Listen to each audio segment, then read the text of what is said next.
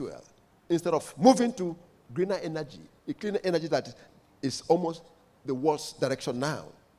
Therefore, to achieve increased energy capacity and access in the environmentally sustainable manner, there is need for Africa and Nigeria, in particular, to transit, have a leap jump from the use of fossil fuel to future energies. And that is the focus of the entire world now because of the menace caused by the fossil fuel.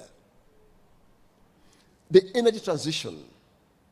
The energy transition is a process of shifting the world's energy use from fossil fuel to zero carbon source by 2050. The transition is necessary to reduce the effect of climate change, which is caused by fossil fuel, accounting for over 75% of global greenhouse emissions, and also with attendant problems, you can see. What are the objects of future energy transition? Why must we transit to future energy? Why can't we depend more on fossil fuel, since Nigeria is a major producer of fossil fuel? The reasons as follows: why we must transit. Increase access to renewable energy for industrial and commercial use in 2050.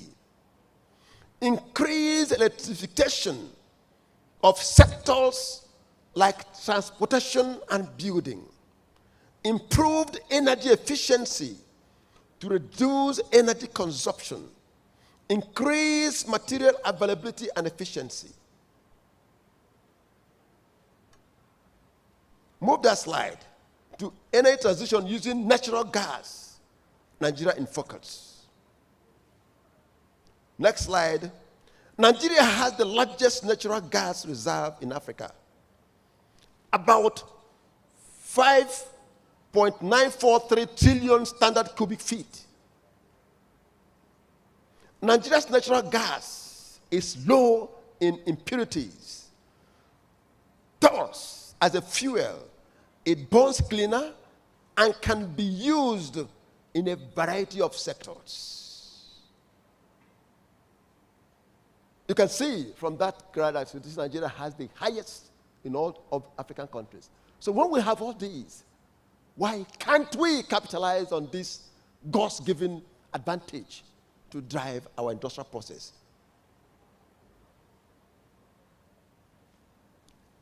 Energy transition using current innovation in gas technology. Can we utilize Nigeria's abundant gas to drive Nigeria's energy transition? Can we convert this God's-given resource to our advantage? Yes, we can. And this conference can say, yes, we can. And how can we do that? And what forms? And in what ways can we use them? One is liquefied natural gas, LNG technology. Two is compressed natural gas, CNG technology. Three is carbon capture, utilization, and storage technology. Four is natural gas fuel cell technology. These are modern ways of producing clean and green energy. Another one is gas turbine combined cycles. Catalytic combustion of lean gas. Hydrogen blending, renewable natural gas. These are what we have as methods, as technologies of transforming, maximizing the use of Nigerian gas, which was abundant, to shaping the future energy.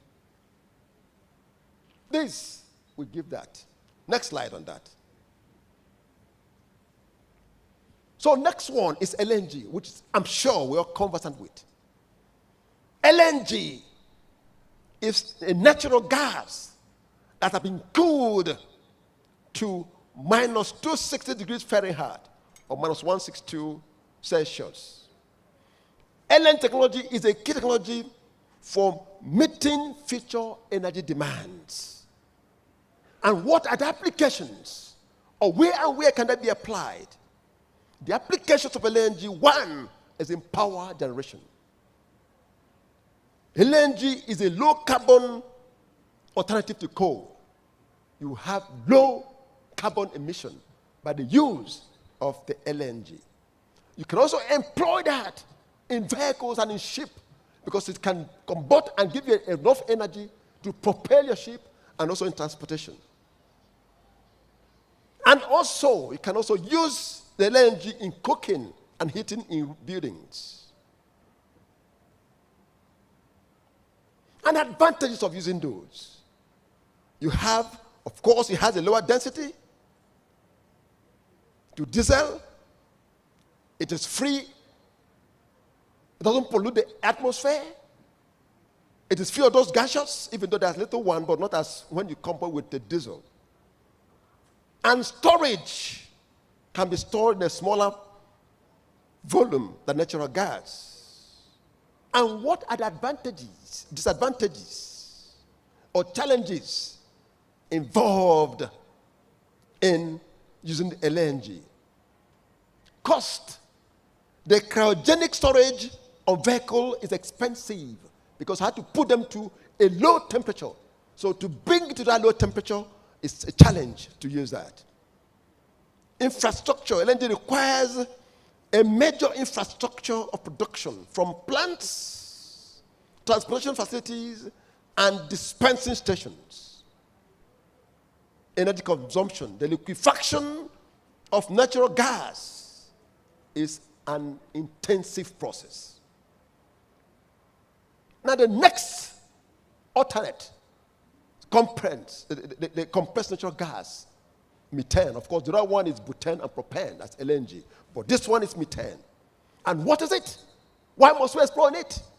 I say, compressed natural gas technology is a process of compressing natural gas into a high pressure fluid, around 200 to 250 bars, which is 195 times the pressure of normal air, to be used an alternative for fuel.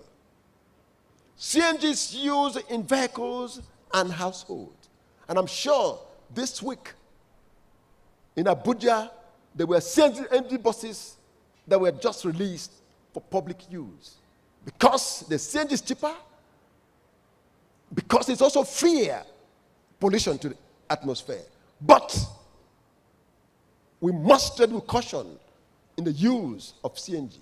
It's not an area we will be able to compromise because each vehicle is carrying a bomb. It's not a place that you don't train staff for appropriate fixing the conversion kits. Otherwise, those bombs can explode and cause disaster.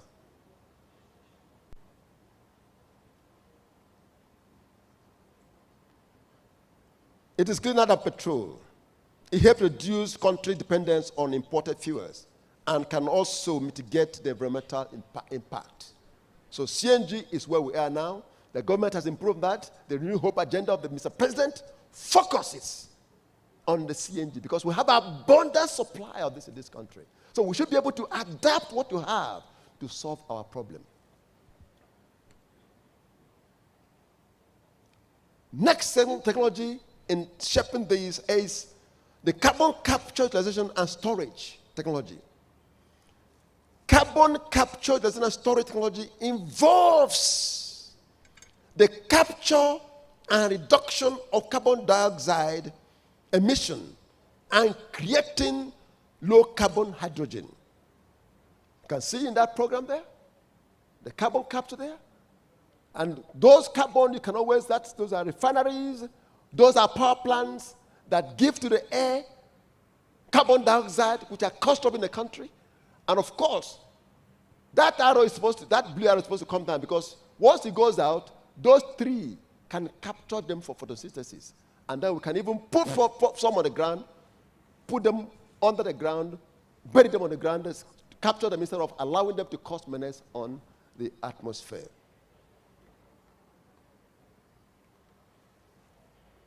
Another technology in this green energy is natural gas fuel cell technology. Wonderful. Natural gas fuel cells are electrochemical devices that converts natural gas into electricity and heat through a chemical reaction with oxygen. The benefits of that: reduce operating cost, resilience, environmental benefits, efficiency. Disadvantage of that is expensive to manufacture due to high cost of catalyst. Different types of that exist: polymer electrolyte, membrane fuel cell, direct methanol fuel cells, alkaline fuel cells, phosphoric acid fuel cells, molten carbonate fuel cells, and a lot. The next one is gas turbine combined cycle technology. The gas combined cycle technology model involves the integration of a gas turbine cycle and a steam turbine cycle, which work together to extract energy from a fuel source, typically natural gas. The benefits of that: it takes them a good option for the energy transition, high efficiency, reduced carbon emission, low water consumption, low waste production, downtime flexibility. And some advantages of these may include still produces carbon dioxide emission. There's still carbon dioxide emission from those. And generates noise, and of course, there's much noise, which also noise pollution, and involves high fuel consumptions and the like. Don't worry, I'm almost done there. Catalytic combustion of flue gas technology. This one, the combustion is a process that uses catalyst to efficiently convert lean gas, like methane, into usable energy while reducing emissions. Advantages are many, and what you call low emissions, complete combustion, selectivity, increased amount of desired products, and reduced amount of unwanted byproducts, and the likes. Don't worry, let me now go to Defender. The next one you have there is hydrogen blending. I won't go to that. Let me now go to 2 minutes, I'll run up. Survey of energy transition plans of a few African countries. Those are our brothers. For Morocco, they have their plan is 40,000 megawatts of solar power, 4,000 megawatts of wind power, 3,100 megawatts of hydropower. Morocco plans to install an additional 400 megawatts of natural gas power plant capacity by 2030. Egypt, of course, is doing wonderfully well in that area. It has the highest gas consumption and has CO2 emission from gas. Now, what would bother? What is Nigeria's plan of energy transition? That is the crux of this. I've mentioned South Africa. In 2022, energy transition plan for Nigeria was launched. It is a plan to reduce Nigeria's dependence on fossil fuels and transition to a sustainable and low carbon economy. The plan aims to generate 30,000 megawatts of electricity for renewable energy source, reach carbon neutrality by 2060, achieve universal access to energy by 2030. And then you say, upon all this plan, what have we done to do it? The big question is Nigeria. Are we prepared to transit from fossil fuel to future energy? Are we prepared? The implications, of course, we must know. Since we depend on oil in Nigeria, so if we transit, there will be a problem immediately. But there must be a plan. It's not something you do instantaneously. There must be a gradual plan to leave that firm to another firm. And the implications of what we tend to gain by the transition of the government revenue, of unemployment, of poverty, of environmental liability, of socio-economic disruptions. These are some of the problems we have to battle if we transit simultaneously, if we do not plan. Let me go to summary. The way forward. Renewable energy can help Nigeria meet its needs, power sustainable economic growth, and achieve sustainable development objective. Whether we like it or not, we are in the era of energy transition. And it will continue to impact the ability of Nigeria and oil and gas companies to attract capitals. To be an active player in the African energy transition plan, Nigeria needs to invest massively in renewable energy, decarbonization, electric vehicle batteries, energy efficiency, and other energy infrastructure. Energy education and training of manpower is absolutely very, very important. Conclusion. In the view of the foregoing, it should be agreed that Africa and Nigeria needs a paradigm shift away from fossil fuel-based energy sources. But before then, Nigeria needs robust and sustainable development of non-oil economies. It can also be observed that natural gas is evolving into a sustainable driver for energy transition. It has also been established that Nigeria and Africa's energy transition plan can easily be achieved using the abundant natural gas in the continent via innovative technologies such as LNG, CNG, CCUS, natural gas fuel cells, CCGT, RNG, hydrogen blending, and etc. Notably, to achieve it requires a tripartite collaboration which captured the vision of the Solewant. A tripartite collaboration involving the industry, the academia, and the policymakers, the government. And not until we have this, no one person can do that alone. So indeed, any transition is a global action. Nigeria, being a major player in oil and gas, should not be stand alone. Therefore, it is my hope that Africa, Nigeria in particular, will take advantage of the abundant natural resources to achieve her global energy need. I think we'll stop it here. I thank you very much.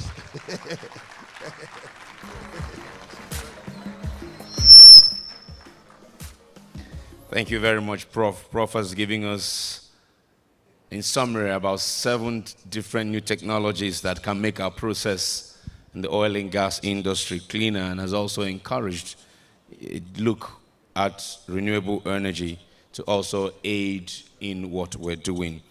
Can we give him another round of applause? Thank you very much. Let me acknowledge real quick the presence of His Royal Majesty, Emirate Dr. Philip, or is it Obaro or Saro, DSSRS, JP, One, forgive me if I'm not getting this, One of Eleme the 11th, King of Eleme You need to give me this thing so I can do it properly, whoever wrote this, right? I guess you are a medical doctor, but I'll come back to you to give me an engineer's handwriting. But let's appreciate Mr. Ngota, Mr. Ngota, who's representing the king of Element. If you're here somewhere, please. I don't want to murder your name. Forgive me. Okay, thank you. I'll come back to you.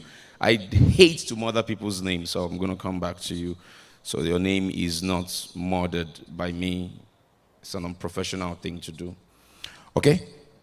Let me also acknowledge the presence of engineer Mrs. Margaret Oguntala, FNSE, the president of the Nigerian Society of Engineers. Representing her is NSE's vice president, engineer Felicia Agobata, FNSE. Warm welcome to you and good afternoon. The president of Octan is not able to join us. That is Oil and Gas Trainers Association of Nigeria. Mazi Sam Onyechi is not able to join us. Representing him is the managing director of Hirok Nigeria Limited and the assistant secretary general of Octan. We acknowledge engineer Chika Chinwa. Engineer Chika Chinwa, warm welcome to you. Thank you so much for joining us. Earlier today, I spoke about a veteran in the oil and gas industry, a veteran of over 4 decades with experiences garnered from countries such as Saudi Arabia, the Netherlands, the United States, Nigeria, Trinidad and Tobago, and many, many more. His expertise cuts across pretty much the entire value chain of the industry, but he has specialized in how to use gas to develop not just the industry, countries, and people. You heard our last speaker talk a lot about what gas can be used to do, and he is an expert in that field. After 42 years of meritoriously serving the oil and gas industry, he just pushed aside his coverall, hard hat, and hard boot and wore the sagacity of a diplomat, gracing the High Commission of many African countries on behalf of his home country of Trinidad and Tobago, speaking to us on unlocking gas potential as a catalyst for any transition in Africa. Welcome with me, the High Commissioner of Trinidad and Tobago to Nigeria, His Excellency, Engineer Wendell Vincent Carlton Delandro. Your Excellency, you're welcome. Yes, keep the applause coming, ladies and gentlemen, and acknowledge a man who truly deserves to be honored, an expert. You're welcome, sir.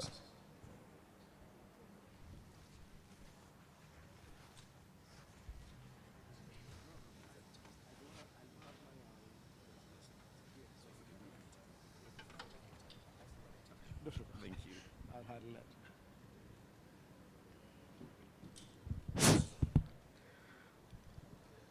Good afternoon. It's afternoon? Yeah. Good afternoon to all the distinguished guests. Allow me to stand on protocol. And I thank the MC for that lovely introduction. Let me give you a little, the professor who is, I'm not seeing the professor. Good. The professor has enlightened you a lot on gas. I want to clarify some issues first off.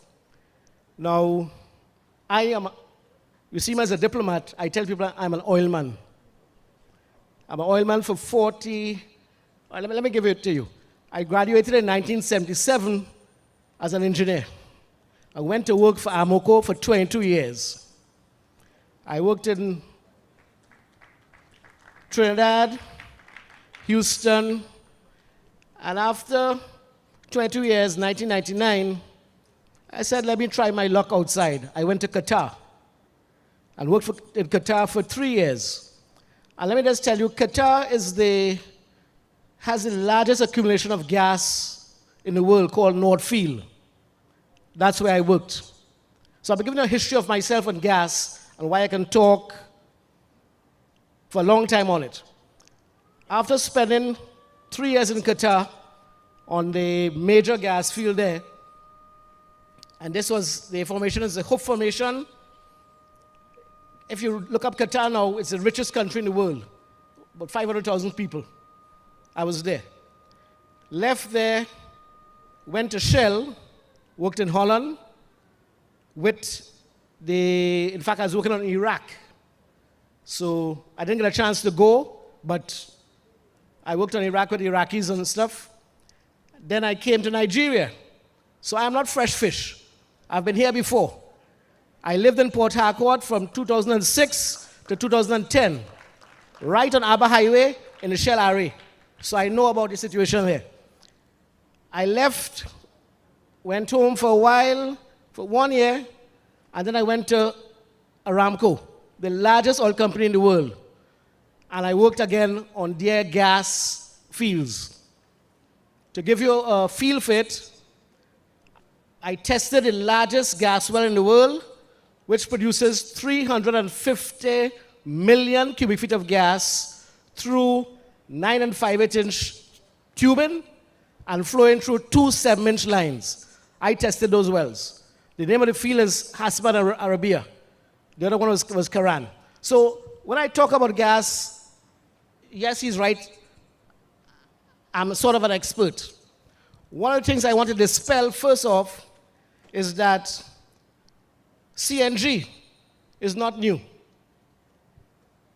I met a Nigerian contingent in 1990 in Argentina.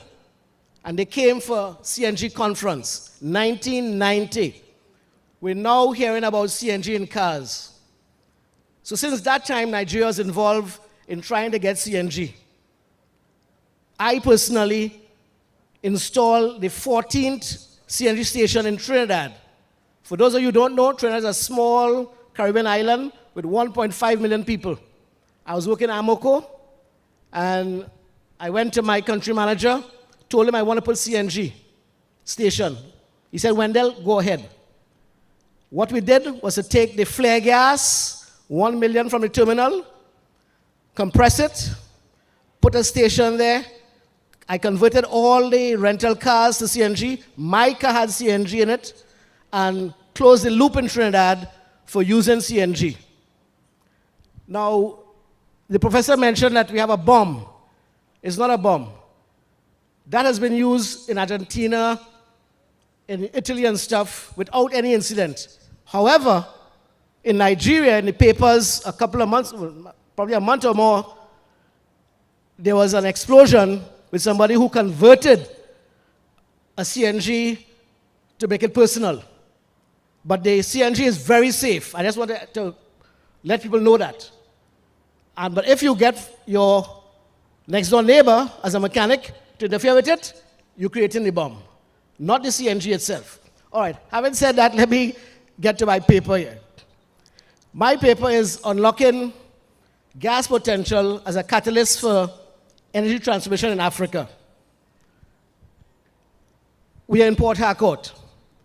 We know about the flares, and this is my pet, I'll say peeve, because I've been here before. Shell was supposed to out the flares in 2008 by decree.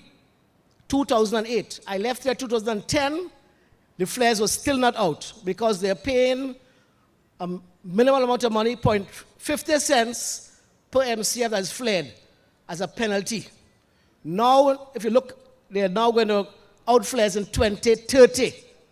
What is happening to all the gas that we're using here? We are flaring a CNG train, an LNG train every day in Port Harcourt, Bayelsa, the whole of the South, which is sacrilege to me.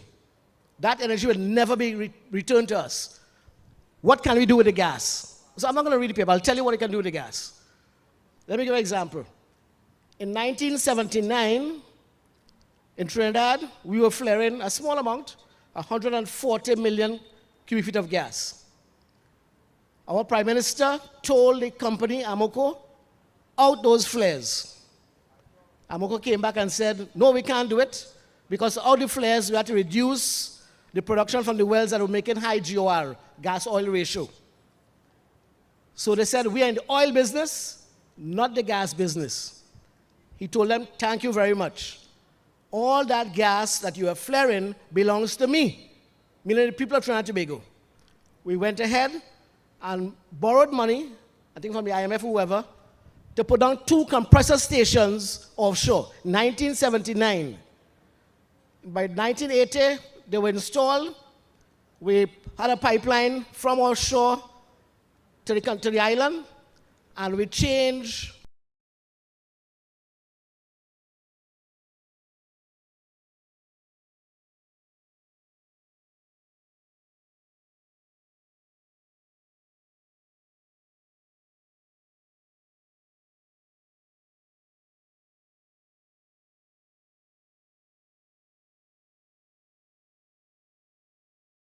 stuff.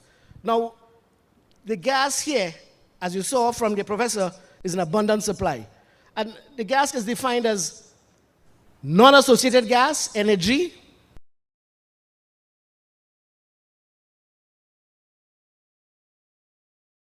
the 520 BCF that we saw on the slides there. And I don't have slides because my system, sorry, I have an Apple, and it was not compatible with the PC, so I couldn't get it done. Anyway,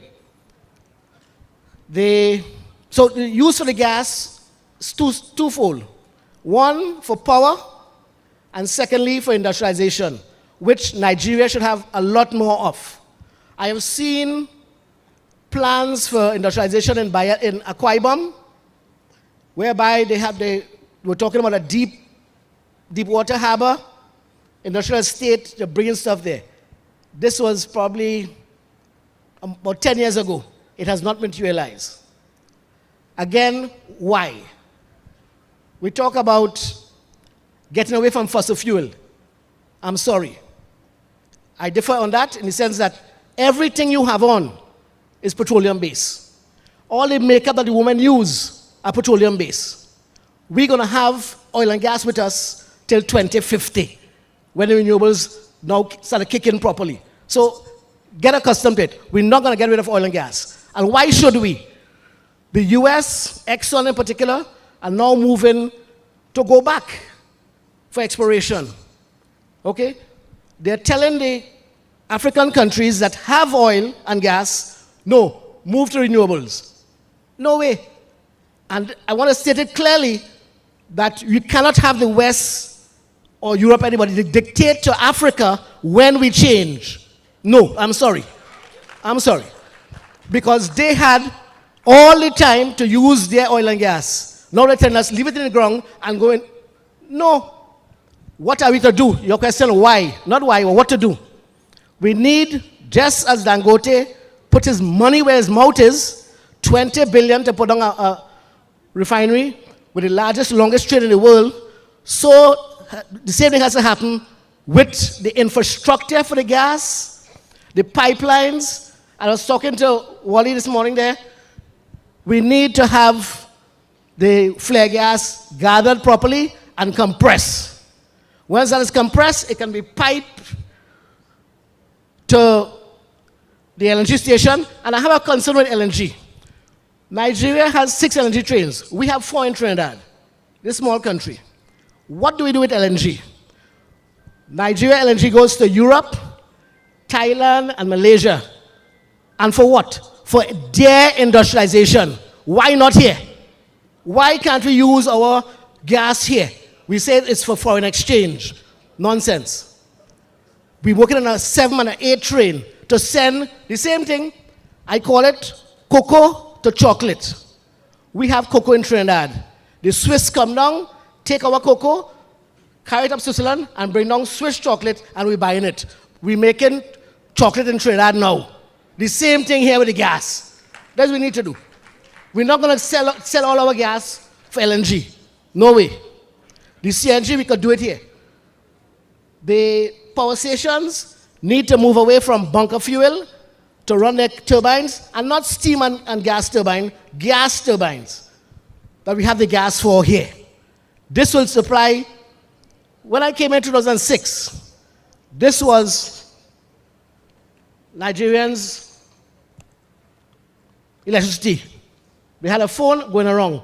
In fact, the compressor lobby here is so great that there are a generator, sorry, called Pass My Neighbor. You know it?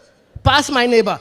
To tell you something is wrong, right? In that we're looking at that compressor stuff there. The biggest Marco, like this, we importing from where? From Korea. Marco Polo. Why? Because we're not using our gas for power. They call them disco, whatever they say, pretty papers that they want to use an alternative supply. For what? We have the gas. Use the gas for power. No, not only for LNG. Why are we doing that? And we boiling, we did, because there's a strong generator lobby in the country that don't get me started, because it's the same thing with the subsidy and the PMS and everything else. There are strong lobbies that want to keep it in place. You, the Nigerian people, need to make the effort and say, no, I'm not a politician, I'm just telling you what is practical to me, what makes sense. Yeah, I can read the paper, and it's just lofty words, but I want to get to the hearts and minds of Nigerians. In Port Harcourt, people suffering from lung disease because they're flaring. And as I said, my prime minister stopped the flares because it was the will of the government. It's the will of the people. That should not go on. I visited Bielsa, talking to the governor. What we want to do is to help him reduce the flare gas there and use it properly for the industrial estate and for power in Bielsa. And why not? Why can't we do that? It's not about money. Nigerians have money. They have money to invest. If they don't, a Frexim bank could lend them.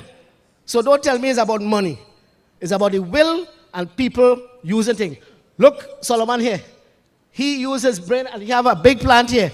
This not supposed to be here. This could be somewhere else in Europe. No, the Nigerian do it.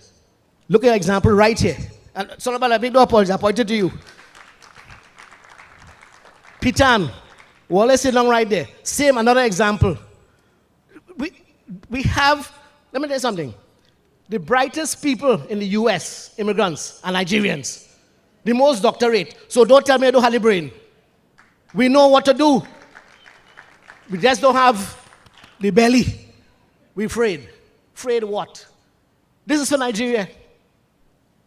So this, anyway, sorry to move on the paper, but this is unlocking the gas potential, right?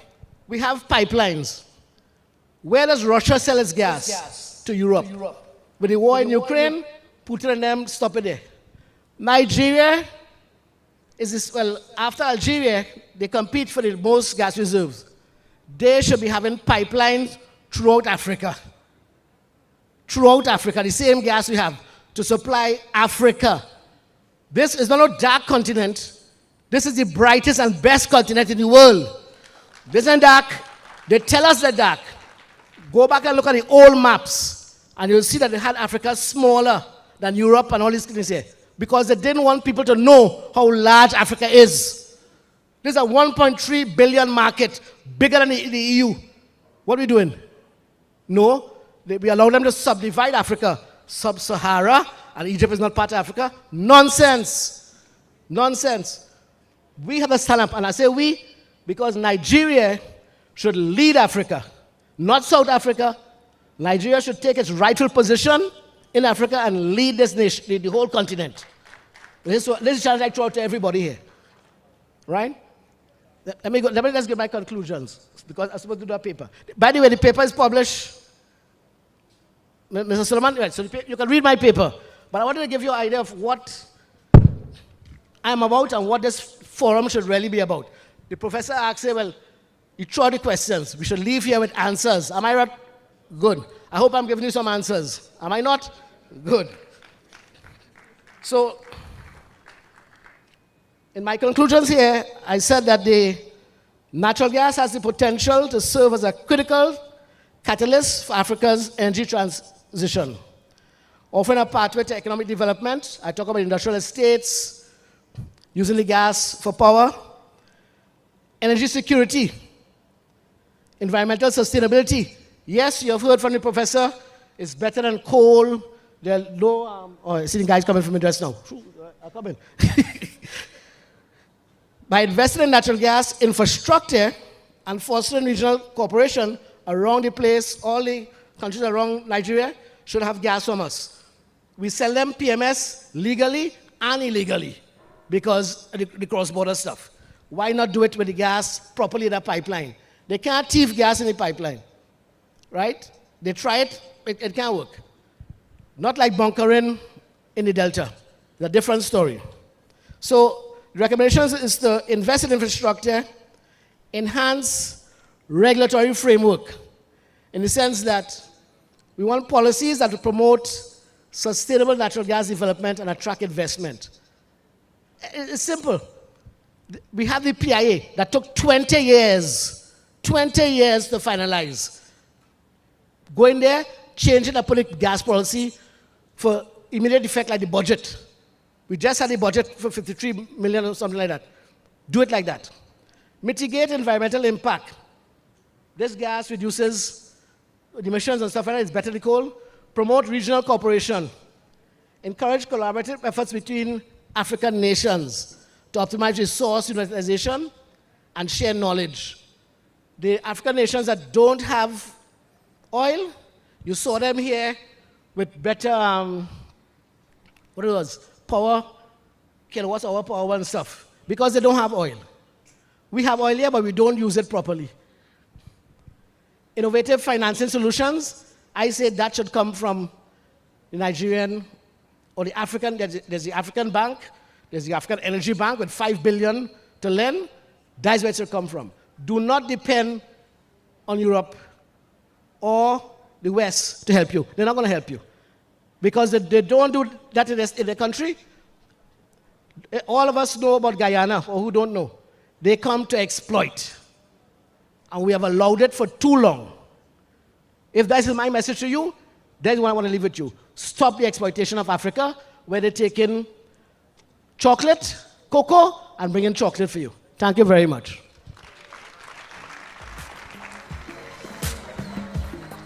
Thank you very much. I think we can do better with a round of applause for His Excellency,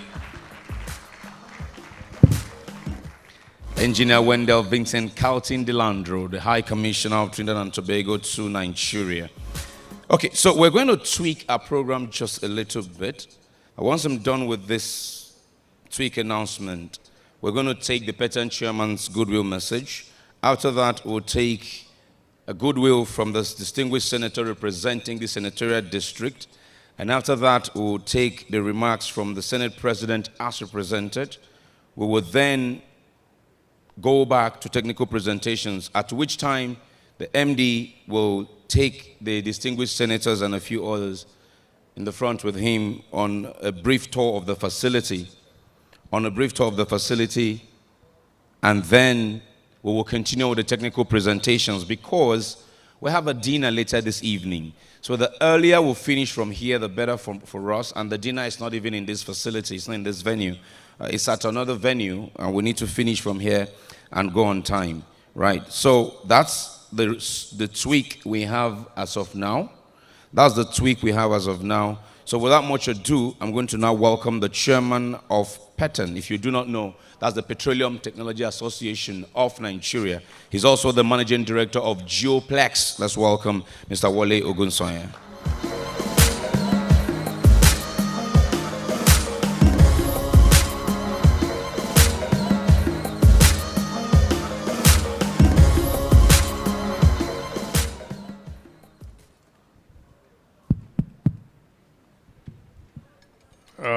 The distinguished senators, thank you for honoring us. The Chief Executive Officer of Solewant, my brother Solomon Iwanere. I'm standing here, I stand by the existing protocol. Ambassador, thank you very much for your provocative presentation, and the professor for educating us.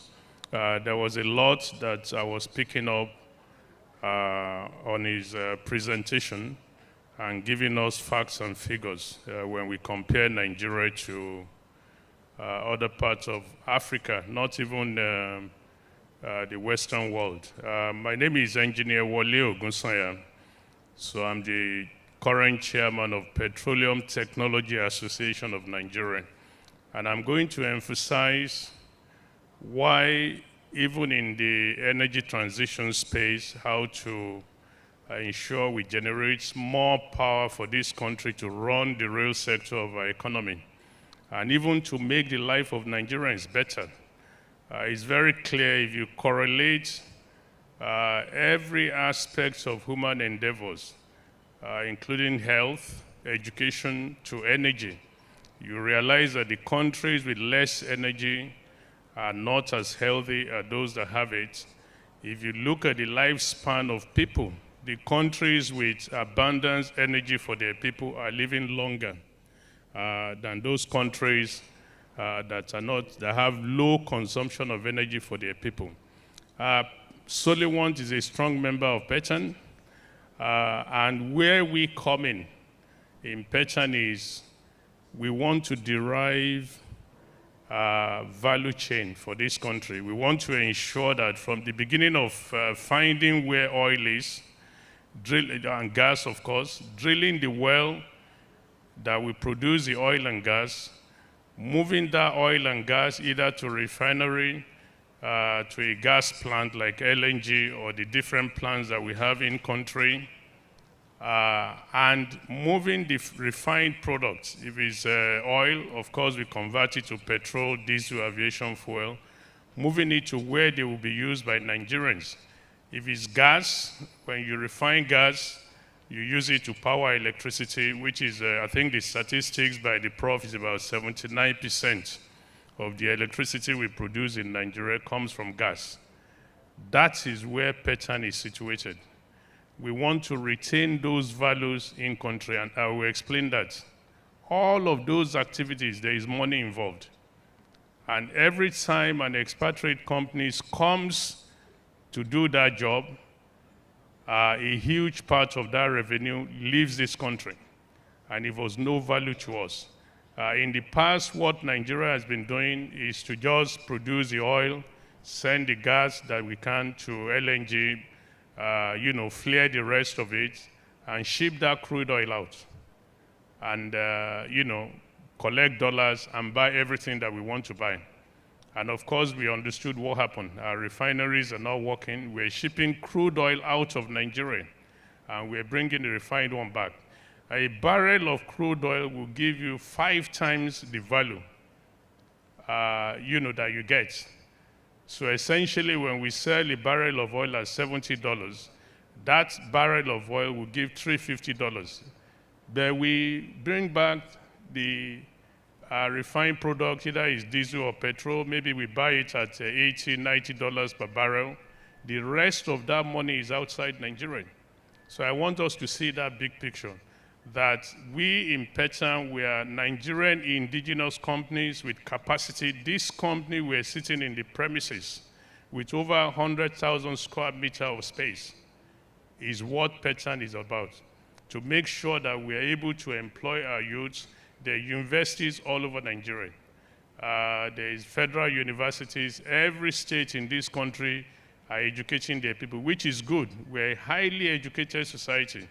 But those graduates, when they come out, we have to engage them fully. So that's where we stand in PECHAN. We are companies that ensure that we're employing Nigerians, we're creating value, we're researching. We own equipment as good as any international company. The thought that we'll look at, as the MD was saying, is using the technology from Holland.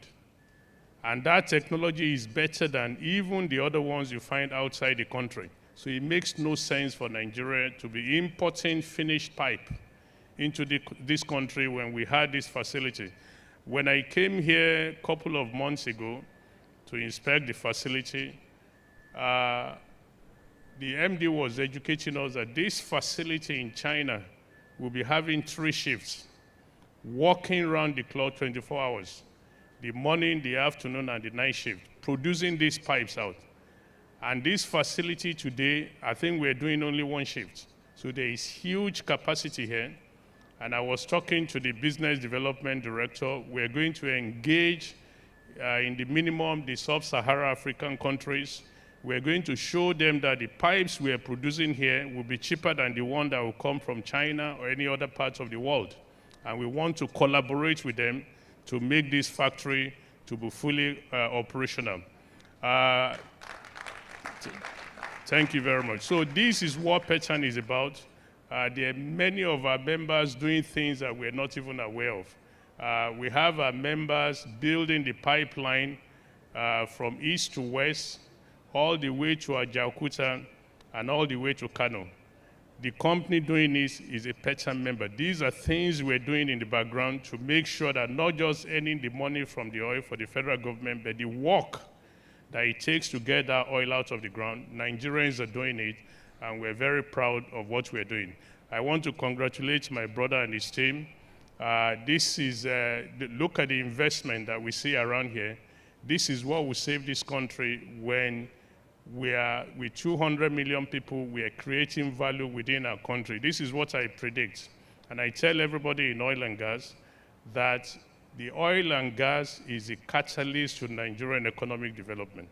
There is no other way for this country to move forward until we produce our oil and keep all the value chain in country. The money we realize, the distinguished senators are here, we appeal to them. We don't have power when it comes to that.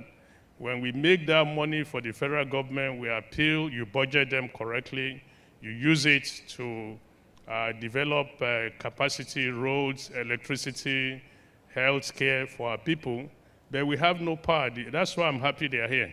Our job is to continue to produce this oil and gas for Nigeria and keep as many of the value chain in country. So Solewant, thank you very much for leading that effort.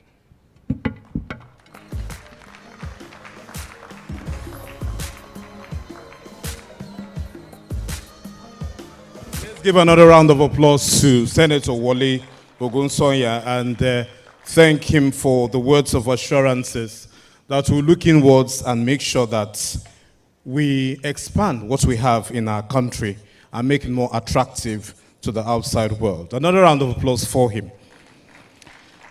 Before we call on our next speaker, let me make some recognitions. We have, representing the Honorable Chairman, Eleme Local Government Area, Chief Honorable Brin Gokpa. He's represented by Saint Mube. You're welcome, Saint Mube, representing the Chairman. Thank you very much. We also have in our midst Honorable Augustus U. Muke, his Revenue Coordinator, Eleme Local Government Area. You're welcome. Comrade Walter Olaka, Eleme Youth President, and Dr. Promise Oluka Ochen, his PA to the Chairman. Can we please appreciate them? Thank you very much. On that note, we'd like to make welcome the Senator representing this district where Solewant Nigeria or International Limited is operating, Senator Barinada Mpigi. A round of applause for him, please.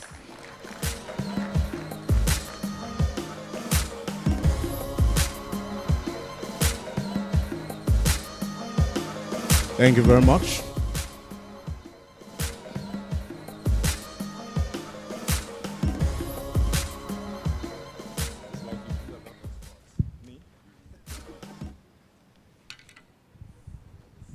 Good afternoon, distinguished ladies and gentlemen. Let me start by recognizing the man of the moment, the MD CEO of Solewant Group of Companies. The Senate President, ably represented by the Senate Minority Chief Whip, distinguished Senator Osita Umbo, my colleague and brother, distinguished Senator Fay, other guests that are here, not ignoring our men of God, His Royal Majesty, distinguished ladies and gentlemen. Ordinarily, at an occasion of this nature, if the Senate President is here, my assignment ordinarily would have been very simple. It's just to usher you on to speak. But I can see a very nice thing of this nature happening within the senatorial district of which I'm representing. And I would not lay or add my voice to it. I want to formally congratulate you and to tell you that on behalf of the Rivers Southeast Senatorial District, where you have taken off a lot of burdens of us. Because as I moved into this facility this afternoon, I saw a lot of youths, both female and men, being engaged by your company. Let me give you an assurance. As we are maneuvering the new tax law in the country, I want to say the Senate of the Federal Republic of Nigeria, just yesterday, we managed to pass to second reading a holistic tax that will be friendly to investors in such a manner that is going to make companies of this nature and people who are of low income beneficiary, just like what we did to the Petroleum Industry Act. I want to assure you we are part of it. My message to my good people here, there are a lot of options. There are sites. What stops you from doing this in Edo? But today you are at Eloden, one of the communities in Eleme, operating. I want to tell my people, let's make advantage of this opportunity. There have been a lot of hazard, I know. I've been told what you are passing through. But you don't need to keep your mouth shut. In the 7th and 8th Assembly, when I was in the House of Representatives, I saw you in 2 to 3 times local content committee. Well, little did I know that we are now harnessing Africa back at my senatorial district. I want to say you are doing well. So my people, please, let's take advantage of this opportunity. 2 major things I will want you to also note. Inclusivity, and also thinking of innovations for local people that are here, supporting the innovations of the local people. Because if you encourage them, they will also believe that this thing belongs to them. But when they are ignored, there they will look at whatever thing you are doing here as if they are not part of it. I want to say, on my part, I am already part of you. I will encourage all the political leaders within the zone to be part of you. After this summit, I will also plead with you, direct with other political gladiators, because definitely, even when the paramount rulers and the chiefs are here, the elites plays directly from the political angle to see how we can protect this facility that are here. We will all be part of you at any point in time. On that note, can I call on the Senate President of the Federal Republic of Nigeria, ably represented by Sita, to be backed up by him. Come, so that you can present the speech of Mr. President on this very good summit. Mr. President, you're welcome.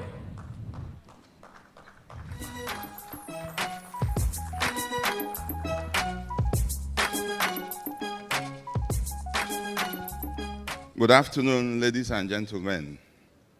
Let me, first of all, recognize the MD of Solewant Group, other captains of industries, the clergy, traditional rulers, the media, and also my colleagues who are here with me.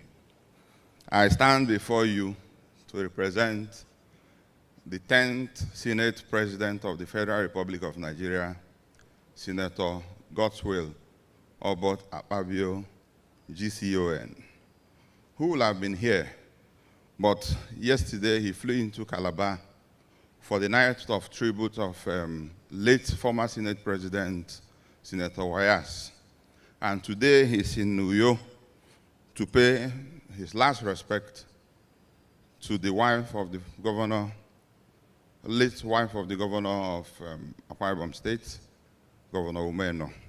So he sends his regards, and I bring to you regards from the 10th Senate of the Federal Republic of Nigeria.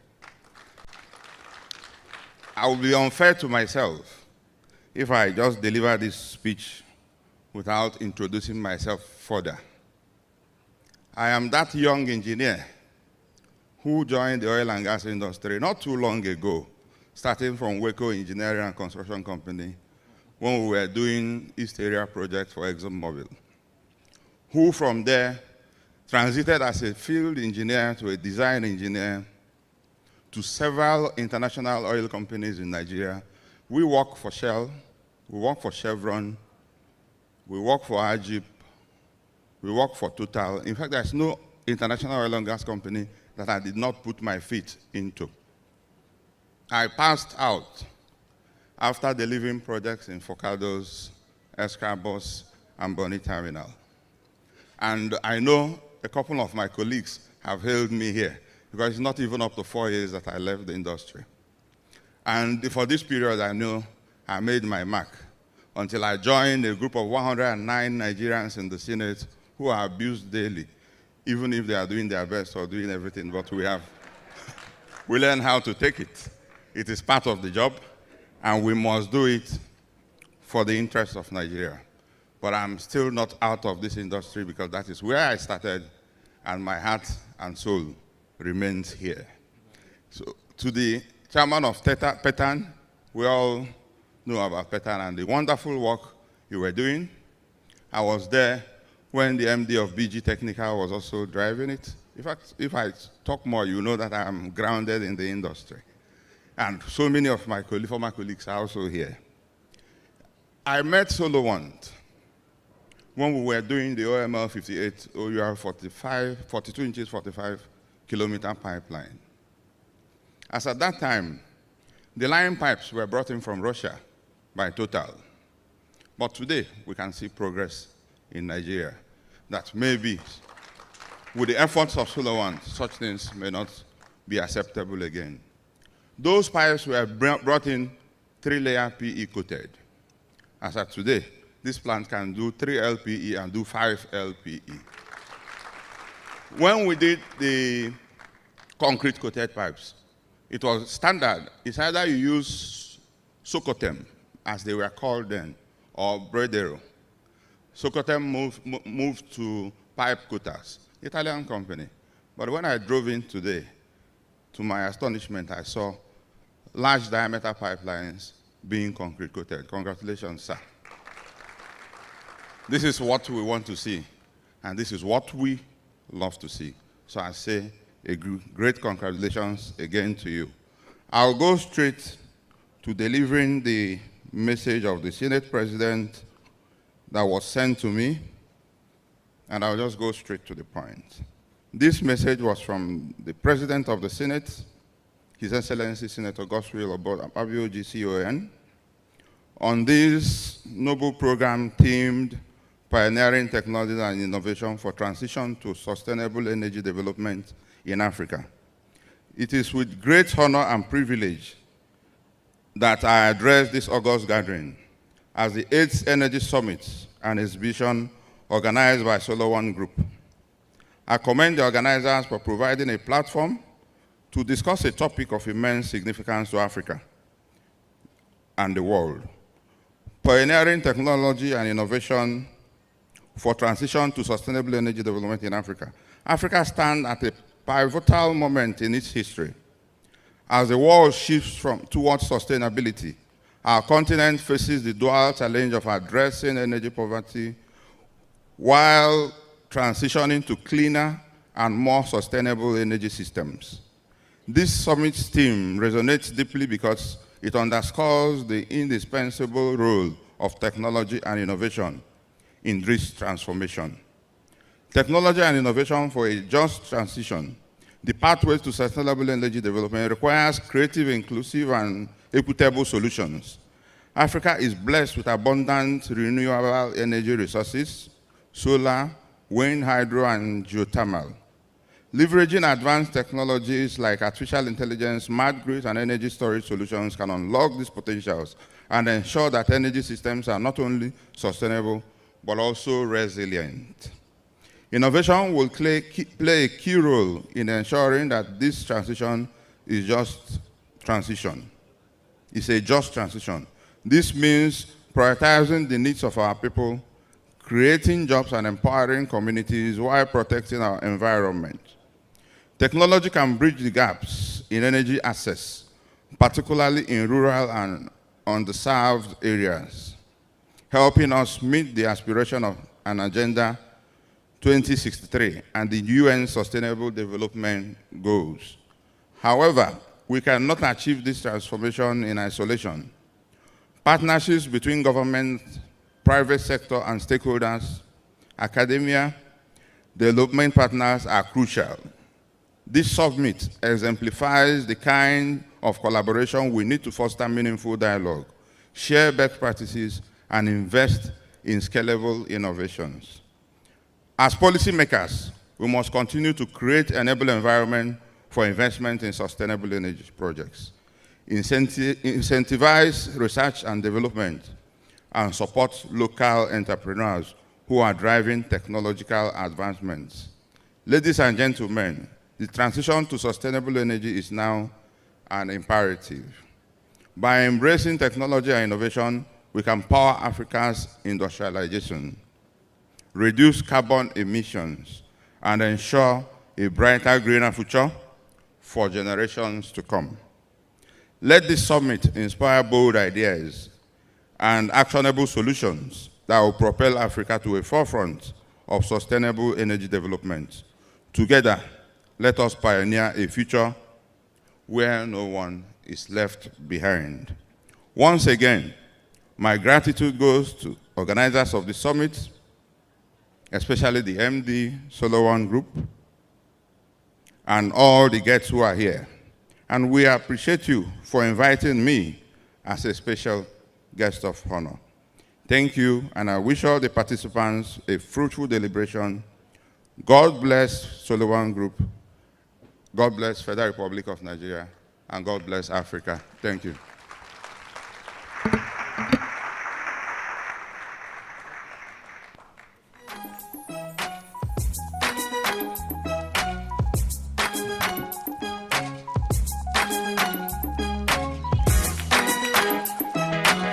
Thank you. Thank you very much to, as his colleague addressed him, Mr. President of the 10th Senate, the uncommon senator, His Excellency Obot Godswill Akpabio, represented, of course, by Senator Osita Ogu, joined there by his colleagues, Senator Kelvin Chukwu and Senator Barinada Mpingi, who is representing this senatorial district. Can we give all of them a round of applause? Distinguished, I like the fact that the comments of Nigerians on social media has not discouraged you people, because they will keep talking. But I like the fact that you are holding on to your vow to the Nigerian people and doing what you must do as public servants. And I like that you told us how that you're an industry person, because sometimes people assume that senators just come through political party ranks and get into the Senate. I'm glad that you remind us that you are also professionals who have gone to serve your fatherland in the Senate. So very well done. Let's give them another round of applause. Very well done. I did announce the tweak, and I'm going to stand by that tweak that I announced earlier, but let me just say this real quick.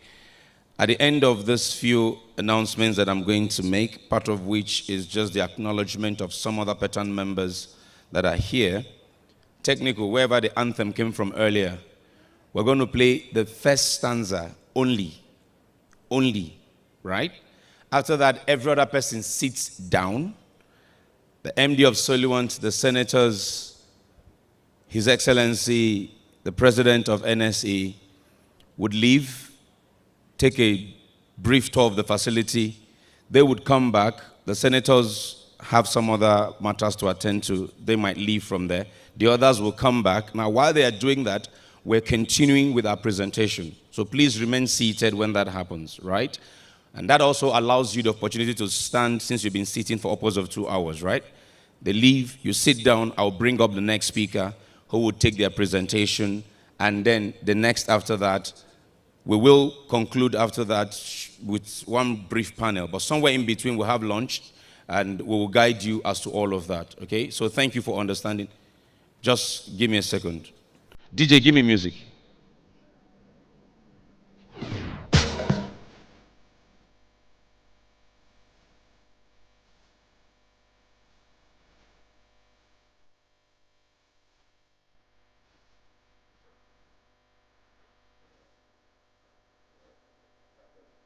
Okay.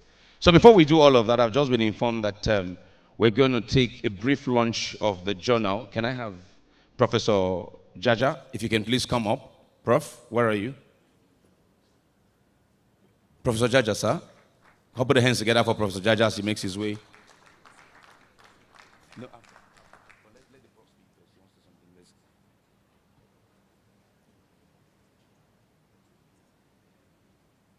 Where's Prof? Is he coming?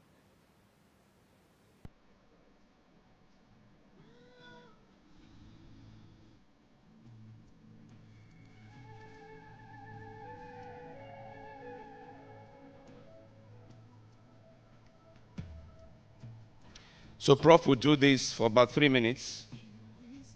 Once he's done doing this, I will invite back the senators and some of our dignitaries for a photo op with the journal.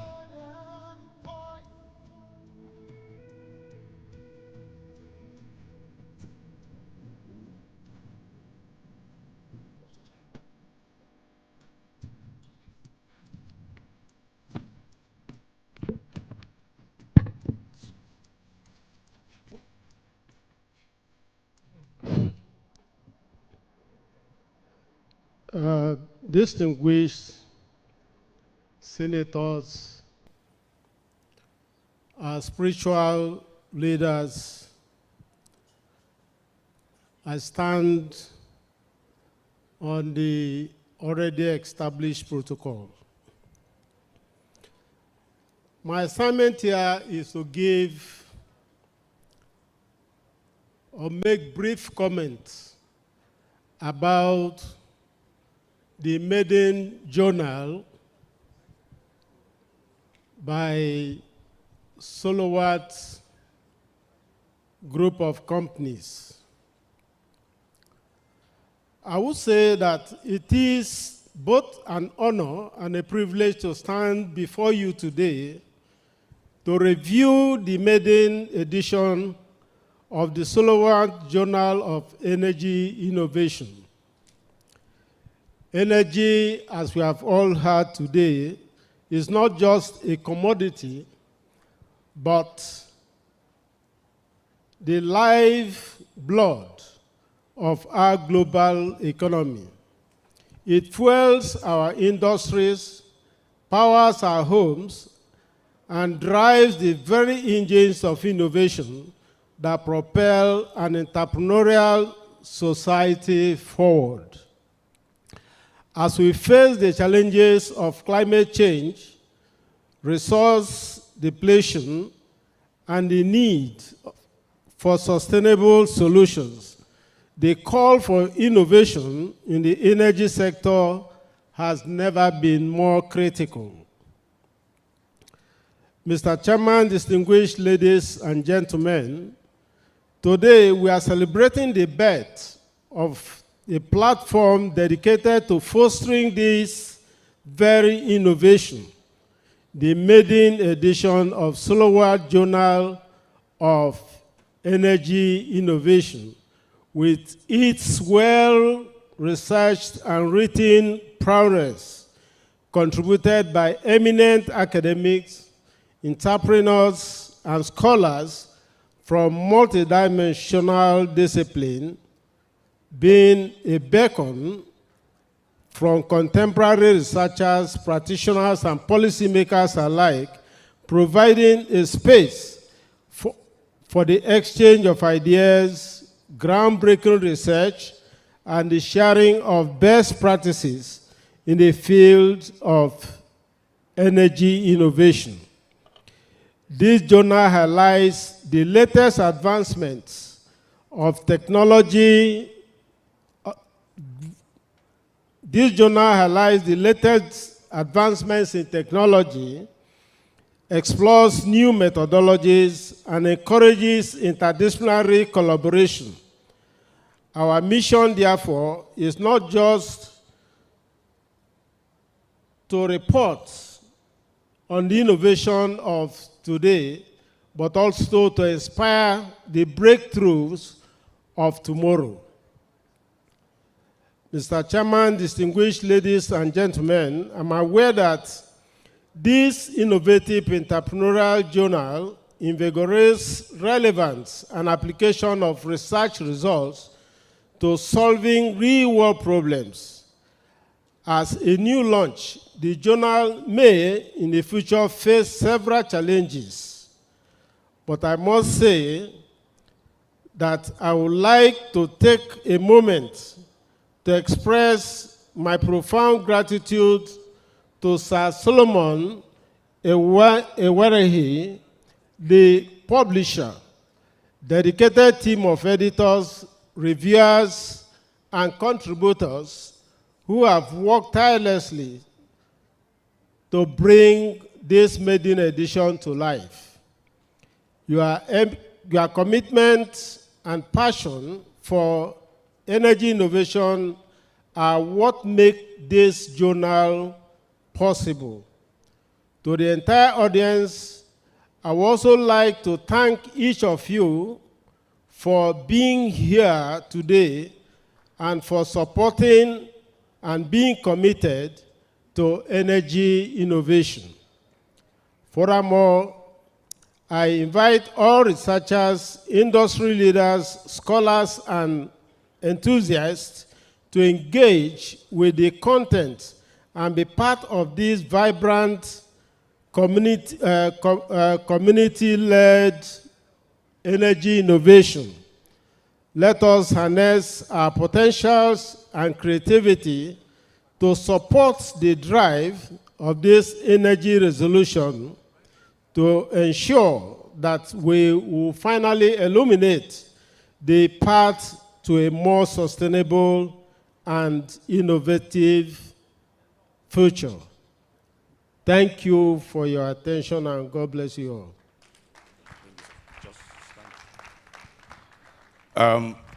I'd like to invite the distinguished senators to please come on stage now. Professor Jaja, as a matter of fact, is the former Vice Chancellor of the Federal University of Otueke in Bayelsa State.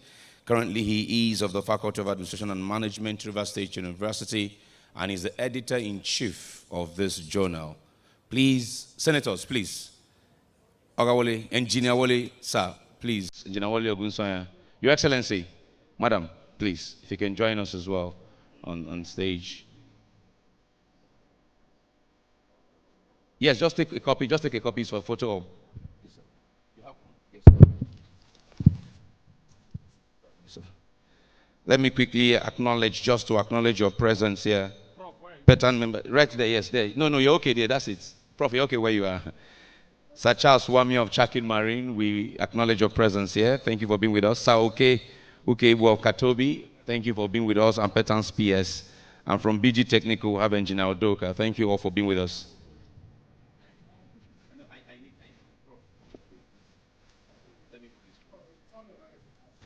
turn the magazine this way. There you go. There you go. Can I hold that for you? Thank you. Yes.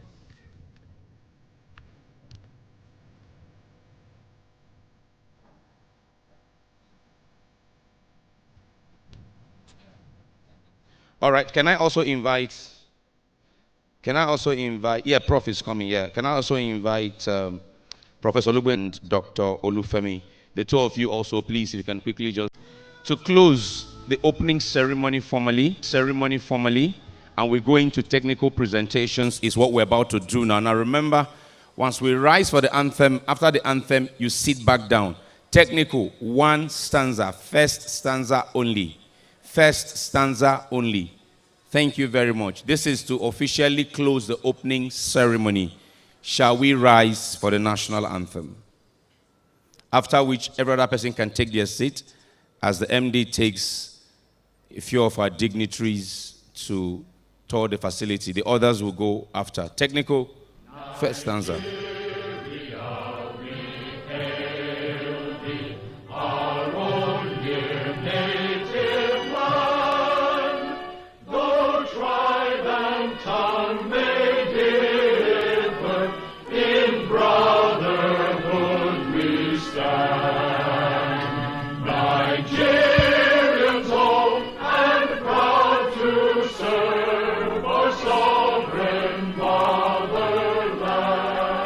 God bless the Republic of Nigeria. Please, you may be seated.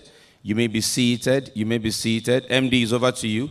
You can take a few of the dignitaries on the tour, as you said, and we will carry on with our presentations. Next up is the director of the Center for Petroleum Energy Economics and Law, popularly known as CPIL, of the University of Ibadan.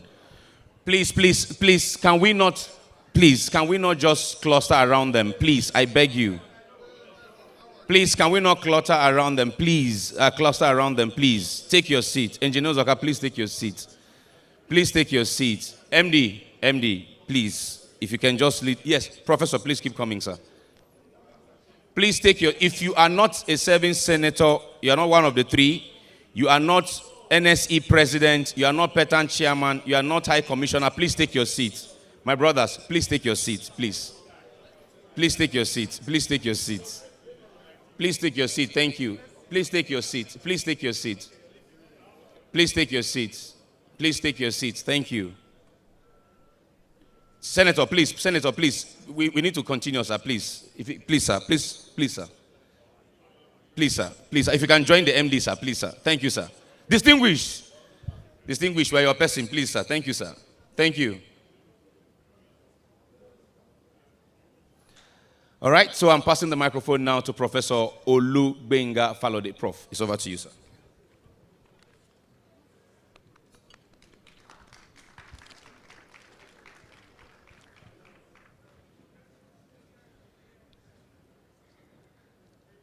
Hello, can everybody hear me, please? Loud and clear? Okay. I'm excited because I have some students in the hall. Are they still there? Can one of you please come? One of you.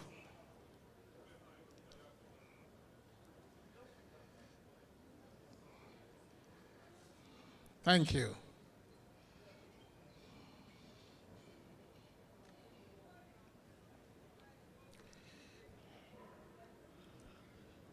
That what you see on the slide is there's an equality sign. Can you solve it? Is it correct or not? Can you see it? Can you read it out? Okay. So is it correct?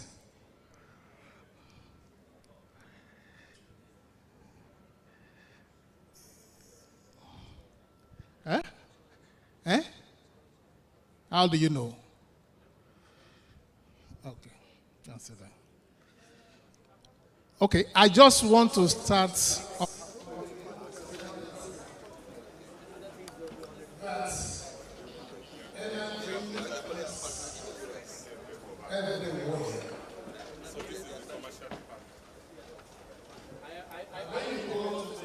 Very call it air. But the energy there is heat energy. When you go to the top, We also have the office and the into the in the air, USA. what you see there We are is partnering energy. with Mr. Solewant for the USA company. So, the energy was in the air. Mr. Nabil told me when he first time come to meet Mr. Salman in 2014. He dedication towards the work and towards building, as he was building the team, building the institution. It shows now in 2024 that Solewant is doing great for corporations. So that means there's a compatibility between matter and energy. And when you, as a master engineer, look at galaxies and so on and so on, you will see that the energy we are talking about is in exhaust.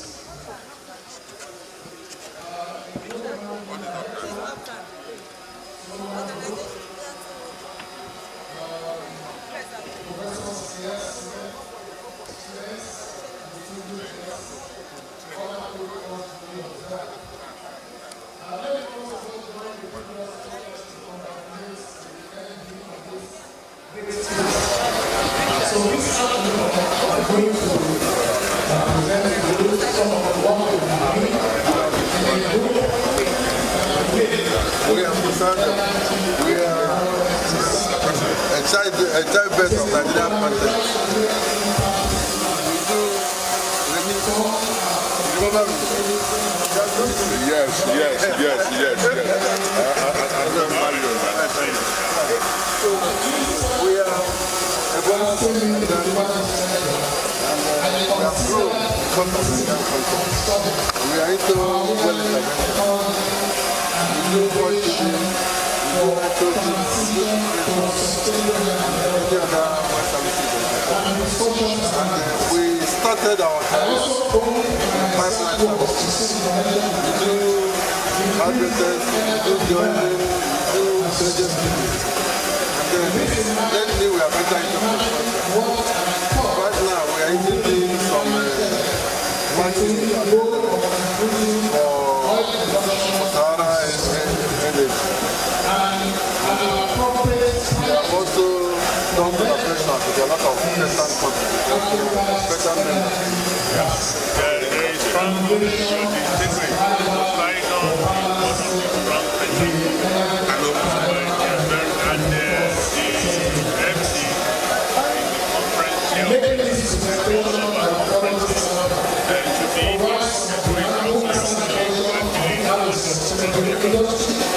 What is our strategy?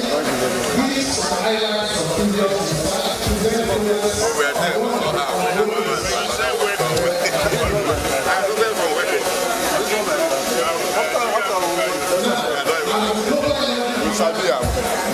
You don't know the meat.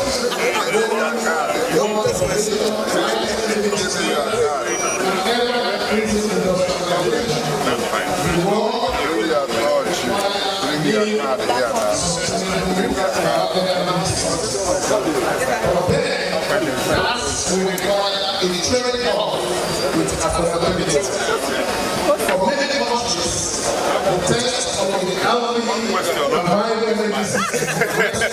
That's intelligent thing. to balance this That didn't work. I presented it. called We'll discuss it here. Where is that intelligent thing?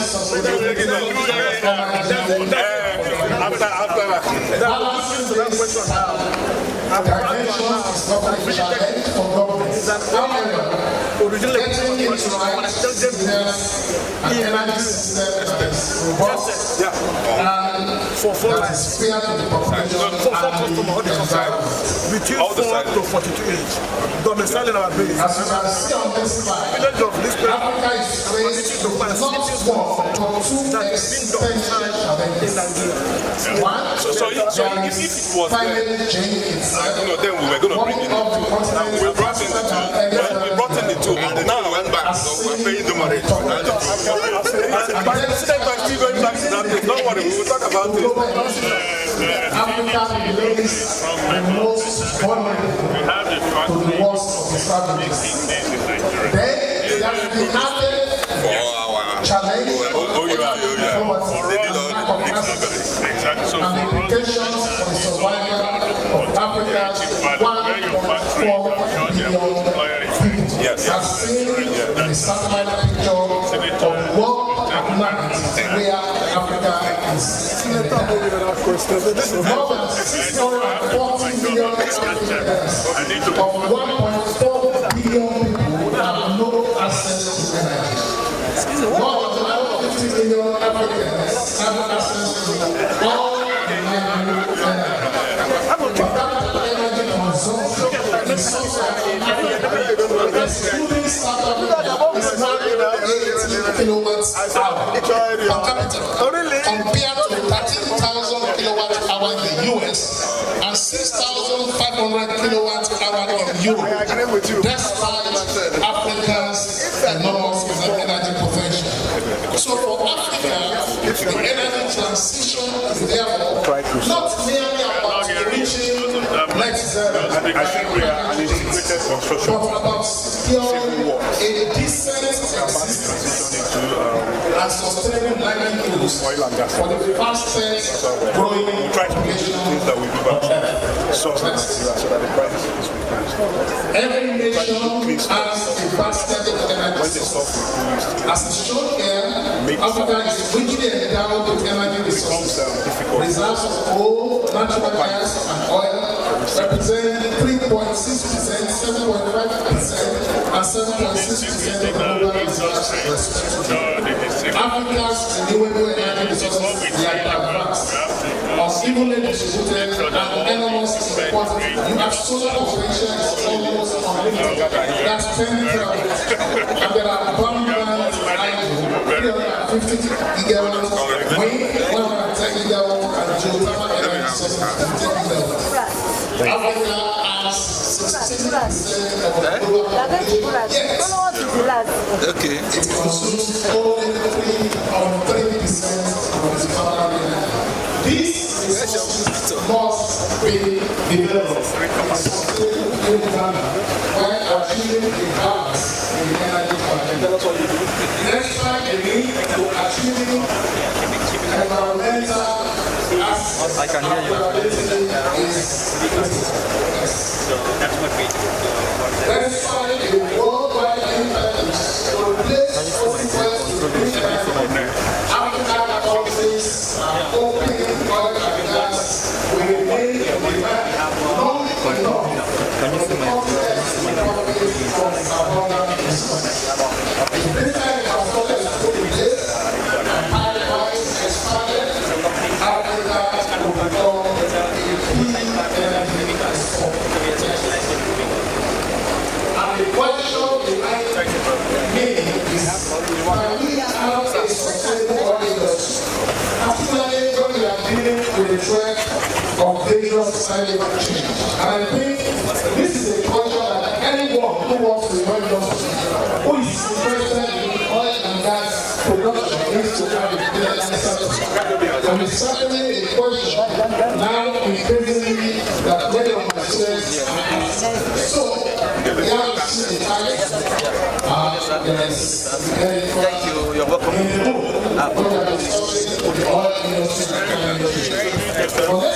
My name is Kevin. You see, this is now a Canadian social activist. She wrote a book. A number of members here who said over the years. So over the years. In fact, this is an appreciation that the threat of climate change is possibly one of the most important things. We have a number of members here. Provide a number of services across the industry. So, of course, you can see the interested thing that Solewant in the past, we all moved from to NOG in Abuja, and we pay for then we'll be looking at gives us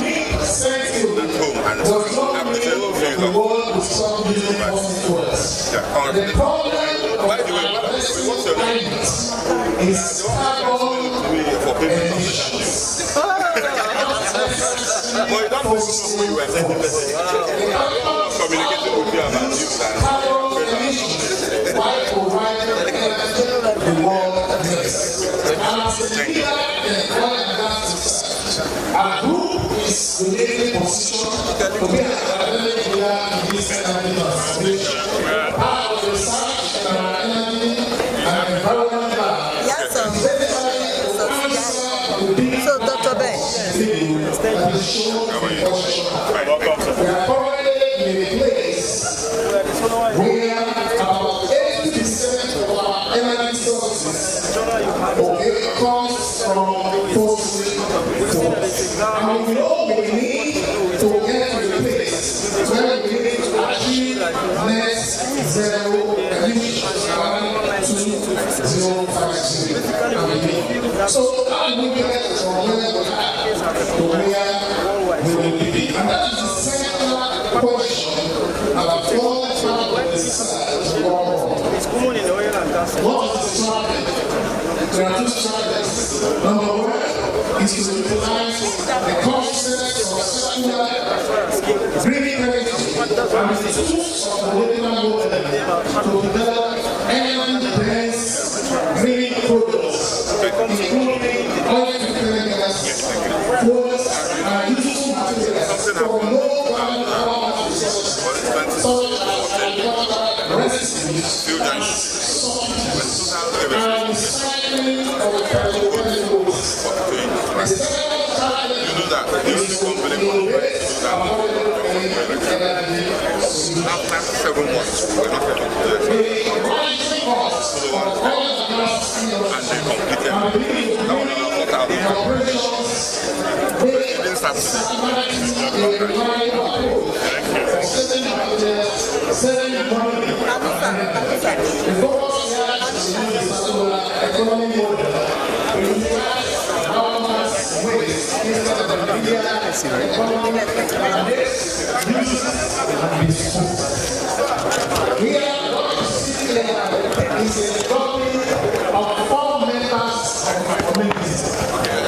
Now, those 4 members of the community are right here in the brown color. And the child, we have a destiny from the reservoir down in the process. And when they are leaving their place of habitat, they interact. They interact themselves, they interact with the rock, they interact with the trees, with the pipes, with the flow lines. And those interactions create problems that restrict their flow. And those problems are listed there. Because of the students that are here, I just want to show them the pictures of those. Next slide. So that is one. The technology well work with the flow lines. That is wax. That's how it looks. It blocks the flow lines. Next, that's aspartate. What we are looks like an iron. What happens? And when it forms, it blocks the flow line. That is seal. That's erosion. Pipeline section of that's logging. That's erosion. 615 kilometers of it. Yeah. That's erosions. That's so. And then next, what are the consequences to be used? It's like the flow line, the pipe, the reservoir. From reservoir to process is like the sick and leads to symptoms. So what is the treatment plan? Okay, eventually the treatment plan that is used is chemical injection program. They inject chemicals into the reservoir, into the tubings, into the pipelines, into surface facilities. And when they inject those chemicals, they release them into the environment and dispose them. And most of the time, they don't dispose them in an environmentally friendly manner. So they also have not just to the piping of women, they also have now the environment, which includes the women's environment, it includes the power and the water. Assembly and the manifold area that these vendors, you know, now you're transferring that nobody can go inside to analyze the pipe. More than 6 meters down. Yeah, down. And the pipe goes go around. And one of the products that we have here 100% solid epoxy coating. When you are now laying the pipe through HDD drilling, the pipe will still have a film epoxy coating, which is the re-corrosion resistant heart of the pipeline, still intact, and you are able to now transport products. So another way we can also improve that is continually replacing our pipeline, just like the ambassador talked about. Because of our low interest investment, we are having challenges. Most of the things that we say the community are doing are not necessarily the community issue. There are no politics behind it. We have discovered that if the lines are around the area, we work on it 28 years. That pipeline is more than 50 years old. Trans-Niger was built in 1965. You are not replacing the line. And it's already existed in lifespan. Exactly. Yeah. And Solewant will tell you 25 years. So the line has gone beyond 30 years, 40 years. And this line are making, they will say, oh, the boys are from India. It's also a challenge that we are facing because the asset owners refuse to invest in this land. All the reform will come at some time. Yes. But it's still pending for expansion. Yes. I did an analysis of money spent for 6 years on IPRS, Integrated Pipeline Repair Service for Shell. And I asked myself, if Shell could pay one contractor this amount of money over 6 years, and they had the south, the west, and the east, or whatever they call it, and about 4 contractors. So I analyzed based on one contractor. So if you could pay this amount for one contractor, multiply by 4, what stopped them from replacing that and just continue to maintain? The secret is very simple. Shell will never replace that pipe. They are not ready to put in that investment. It's as simple as that.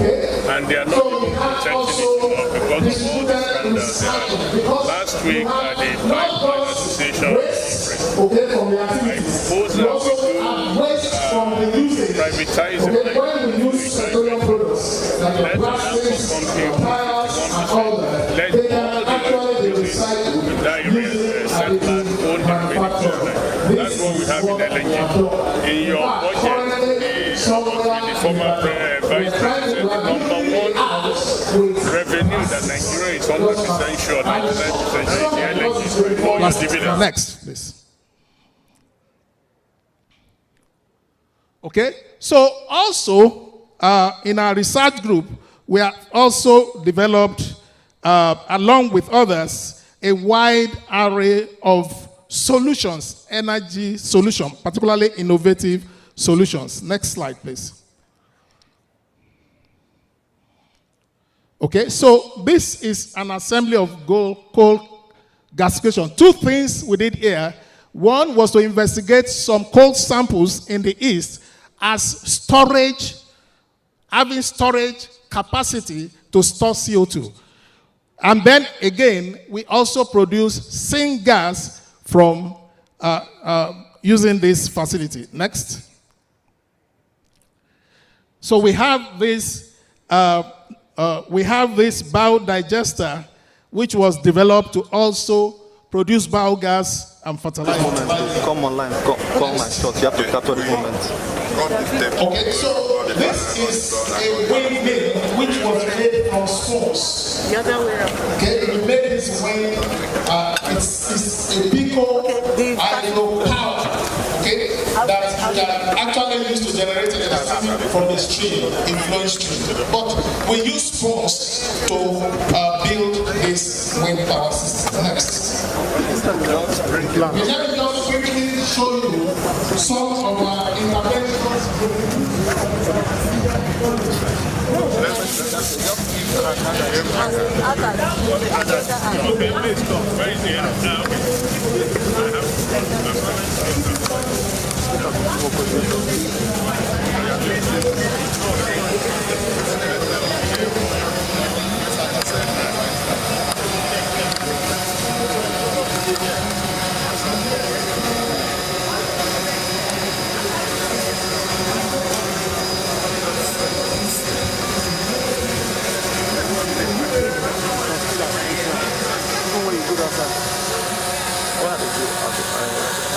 communicating with him, I'll know my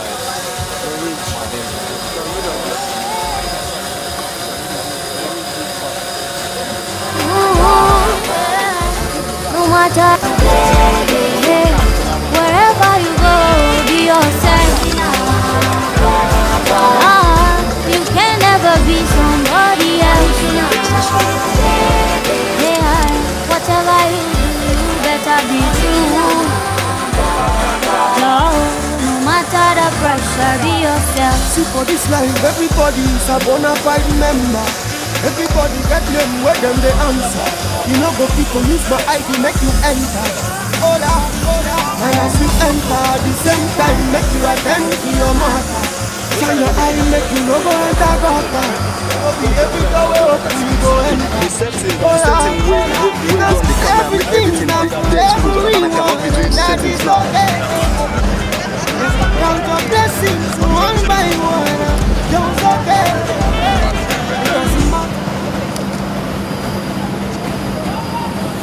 The settings you did on the camera has made all the system overexposed. I cannot adjoin or work on it now.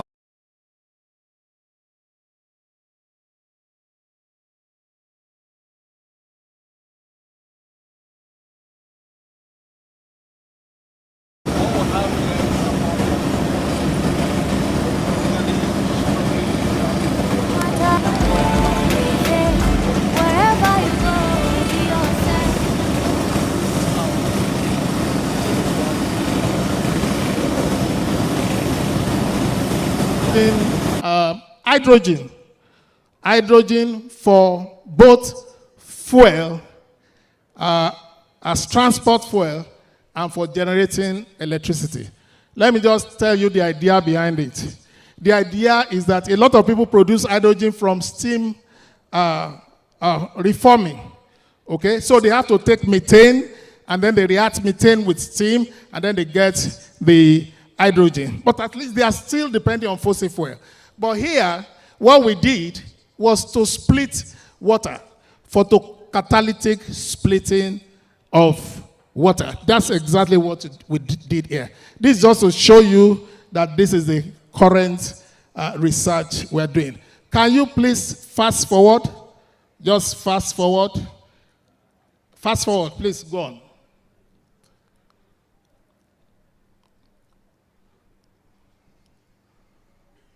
No, okay. Sorry. Go back. Go back. Yes. Okay, so this is another ongoing research which we are doing, pilots CCSU. Okay, this proposal, we proposed this to NCDMB and they are still considering it. So you can capture your CO2 because you have also what is called negative emissions. You can do air capture, direct air capture, without even capturing CO2 from plants. You can do direct air capture. That is negative emission. And there are negative emission technologies. So CO2 utilization, CO2 storage. Next. Next, please. Okay, so what is the way forward? Well, it's very important that we have an ecosystem where all the important stakeholders can regularly, look at this whole energy problem in a more holistic way. So you need the scientists, you need where we are now, E-bound. The E-bound. As you came into this premises just now, you saw some pipes, both right and left of your road. The pipe has stuck there, and then we want to start processing them. You bring them in here, that by means of a crane, placing the pipe on a truck, and then offload it here with a forklift, or have a window that puts from there straight to here and puts on this rack here. If you look very closely, you have two sets of pipes here. These ones are smaller diameter pipe, 18 inches for Chevron, and these ones are 36-inch pipes for NLNG. We're putting them. Now, once the pipe gets here, our quality control department, they come in and do visual assessment and carry out some other tests, one of which is to see whether the pipes are really straight or whatever, and other things. So anyone that fails is sent to the other rack there, because segregation rack for another treatment before it goes into the plant. Now, any pipe that passes is taken forward and then it goes into the plant. So let's go in and see what happens there.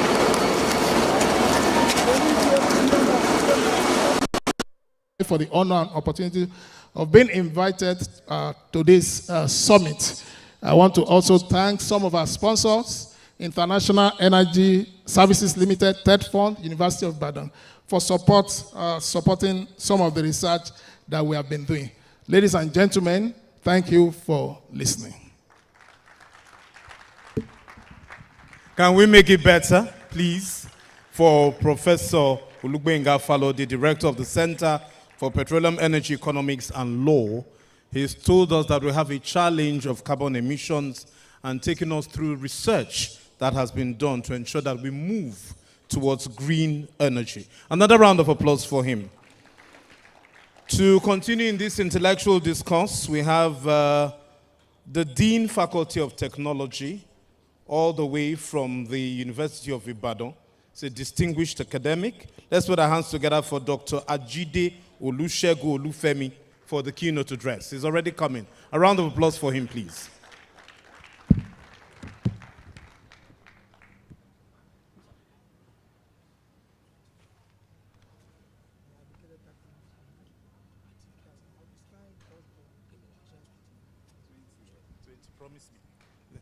Let me put the mic.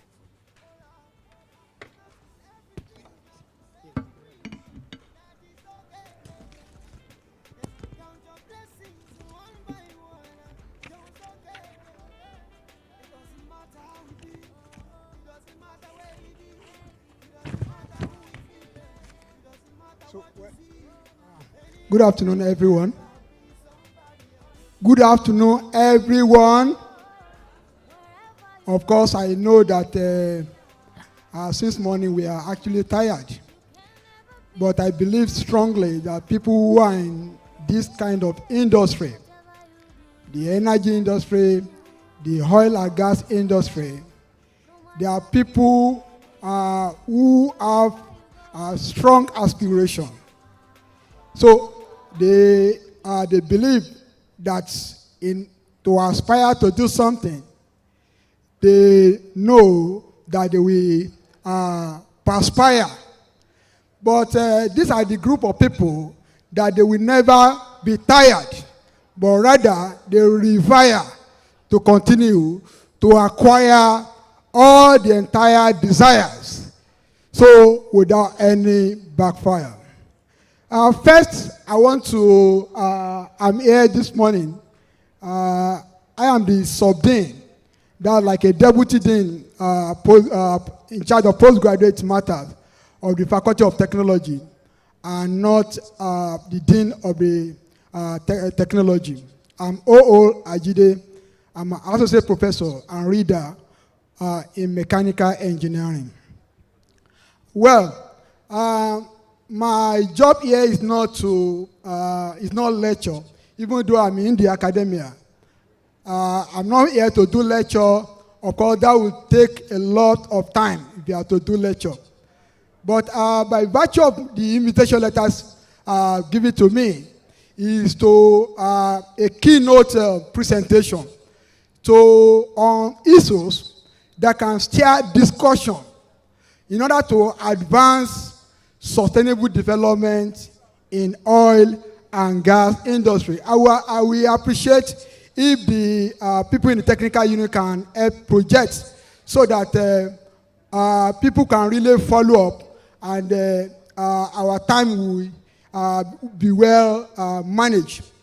Well, why I like to adopt the existing protocol, I will also not be happy with myself not to give special recognition to those who the honor is due, especially.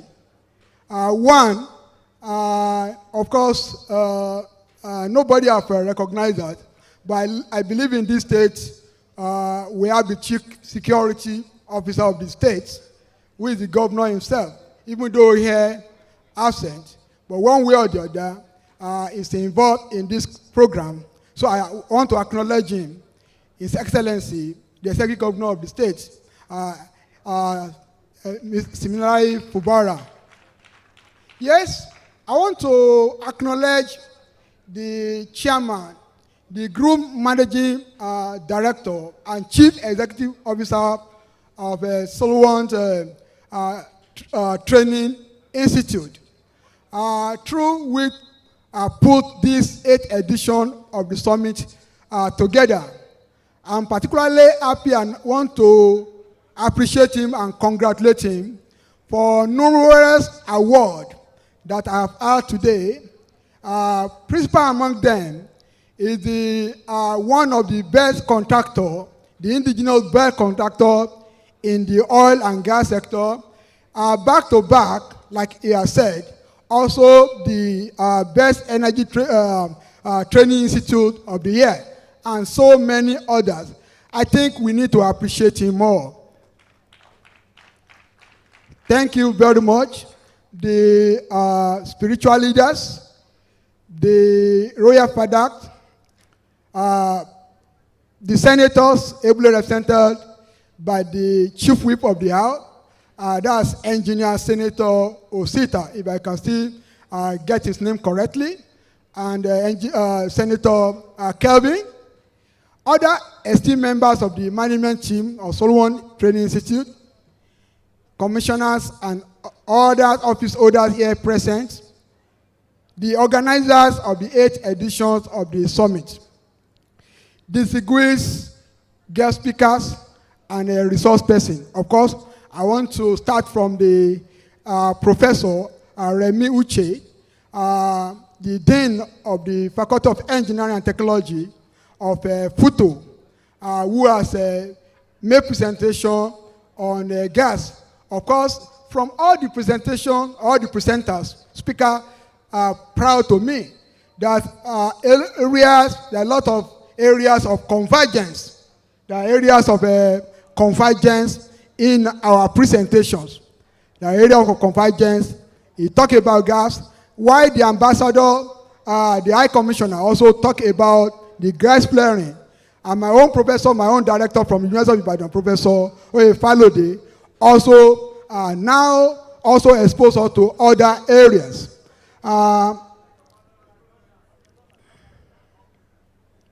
The other stakeholders, professors, distinguished guests, and other summit participants, gentlemen of the press, eminent ladies and gentlemen, all important protocols are duly observed. Like I said, we appreciate if the technical team can help us do the projection so that, like I said, it is to steer this discussion, because we believe that after this presentation, there's supposed to be a technical session whereby there will be a brainstorming on some of the issues.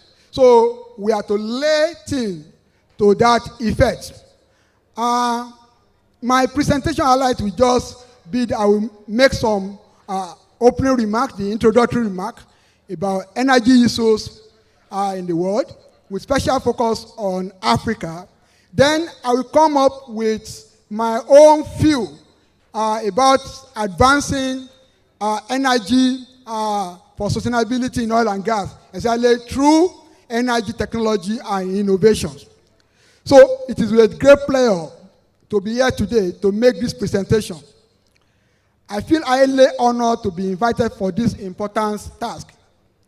Please accept my gratitude for extending your invitation to me in order to participate in this August event taking place in the end of November. As indicated on the program, the theme of this edition of the summit is pioneering technology and innovation for transition to sustainable energy development in Africa. The theme is no doubt well thought. As a response to the reality of the present global challenge of energy crisis, which has caused an enormous disruption on global economy, environmental, and social impact. Sequel to this, I'd like you to join me to render a very resounding applause for the chairman and other organizers of this summit for their thought out of the box and the need for convoking a summit for pioneering technology and innovation for sustainable energy development with special focus on the oil and gas. I think we are happy to give them an applause. Well, if that applause is for me, I will say that is too much. If the applause is in recognition of the contribution of his Mr. Engineer Solomon and the company as a whole to the industry in Africa and the global community as a whole, that is too small. I will appreciate a very resounding applause.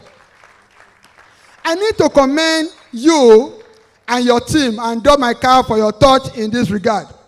There is no iota of doubt that science and technology are playing a crucial role in research, innovation, technological advancement, and industrialization. According to Jack Early, and I quote, modern technology has become a total phenomenon for civilization, the defining force of a new social order in which efficiency is no longer an option, but a necessity imposed on human activity. There is no iota of doubt that the demand for energy continues to rise globally, accompanied by growing concern over climate change and the depletion of finite fossil resources. Sub-Saharan Africa continue with an estimation about 950 million people and constitute around 76.2% of the African population are facing unprecedented energy crisis. Not less than 600 million people are either connected to unreliable national grid or experiencing gross energy poverty. Although the energy poverty is a peculiar challenge in the region rural community, Sub-Saharan African urban city is particularly have been identified to lack access to quality and sustainable energy supply. The region is bedeviled with severe shortage and vital electricity infrastructure, which is undermining the effort for achieving accelerated social and economic development in no small measures. Pursuit of reliable, affordable, and environmentally friendly energy supply strategy is critical to the development of the region. In order to meet up with this growing demand, the region will need to considerably expand its third generation capacity by exploiting the opportunity of abundant natural and diverse energy resources in Africa. Sequel to the foregoing, I want to remark that committing sheep and the rest. So for that reason, you need to submerge the pipe to a particular depth. So depending on the depth you are looking for, you decide the design of the concrete, and that has to do with either the low, medium, or high density material we apply and the thickness of the concrete. Thank you.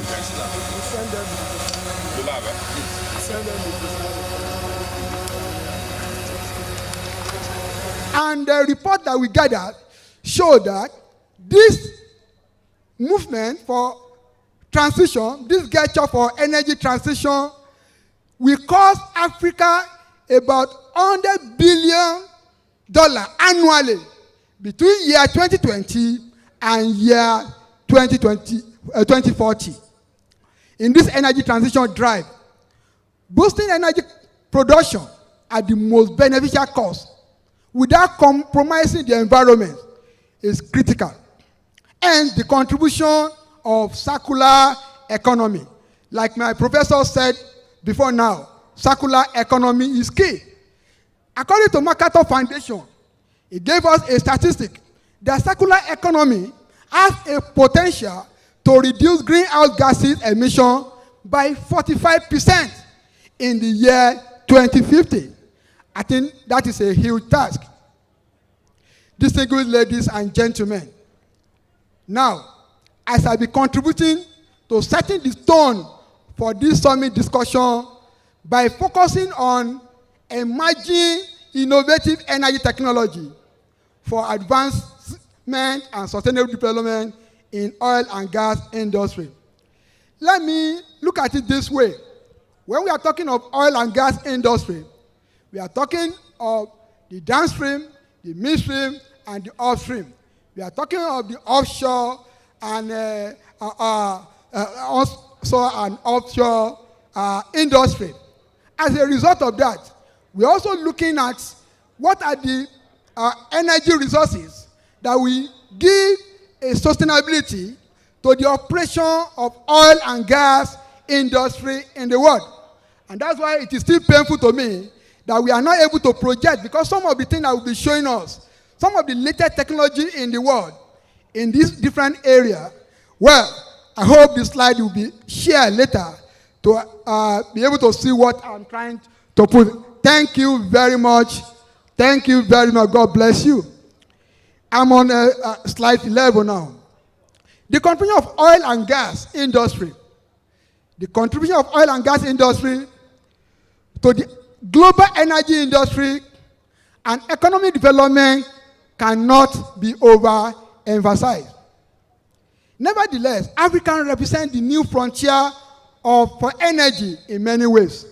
For example, not less than 70% of households in Africa do not have access to electricity. Now, the point we are saying is that now is the opportunity for oil and gas industry as a leader in Africa to reinvent themselves to deliver the much needed commodity. Regrettably, Africa's share of global oil productions hovers around less than 10% of global output, despite the new discovery. Profit oil reserves on the continent are estimated to be about 8% of the global total. Despite the energy resources that we have, like my professor who did the presentation before me said that we have our energy resource is inexhaustible. But I go to slide 12. Next slide. Go to slide 12. So it is something that is of concern that we are only able to contribute about 8% to the global total. Next slide. Next slide. So another challenge for the sustainability of the oil and gas industry is the fact that despite the global demand for affordable and reliable energy will continue, we know that we will continue to yearn for growth for foreseeable future. But the world leaders are taking strict measures toward a low-carbon energy ecosystem. No matter the kind of energy disruption you want to do, you must take into consideration of this low-carbon ecosystem. It is clear that momentum to replace fossil fuel with cleaner energy resources sooner than later is gathering unceasing momentum. Next slide. Okay. So the foregoing is the oil and gas industry to take a proactive and rigorous review. We need to do a review, appraisal of the activity of the oil and gas industry so that we can see how we can explore the energy resources in the most safest, economical, and environmentally friendly manner. So, our present energy security technology, as well as short and long-term strategy by adopting the current clamor for energy transition via technology advancement. Next slide. Next slide. So, in this advocacy, strive for energy transition, it is important. Now, this is the area where I'm going to a little bit differ from school of thoughts like the dean of the Faculty of Technology, Futo. The emphasis was going renewable energy, that we should go to renewable energy. Where I only agree that renewable everything is about renewable energy. Whereas, when we are talking of technology disruption, technology innovation, I can look at what is the existing core technology. The challenge is about the emission to to the which is increasing the so-called carbon credit. But nowadays, we have technology that an improved core technology, which will also contribute to sustainability and at the same time reduce emission. So, while we agree that, however, the intermittency, the challenge we have with renewable energy is the intermittency. And that is why there's a call to drive for energy transition should be holistic. Like what I was saying, that the call for energy transition should be an holistic and encompassing one. We should not just say renewable energy alone. It should be an encompassing. Next slide. Next slide, please. Next slide, please.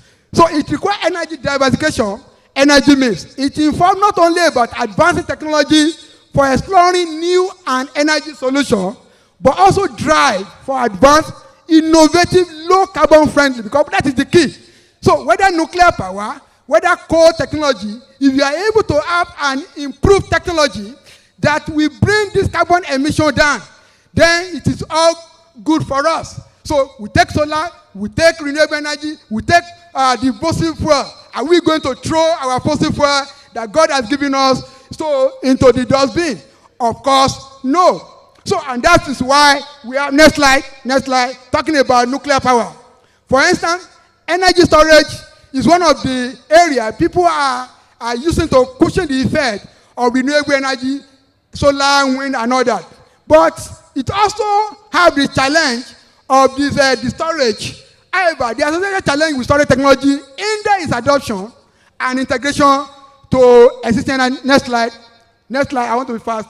Cost effectiveness and scalability of energy storage system are prime challenges into its grid integration. Of course, the cost of this technology, the solar and other things, the storage is a very big challenge.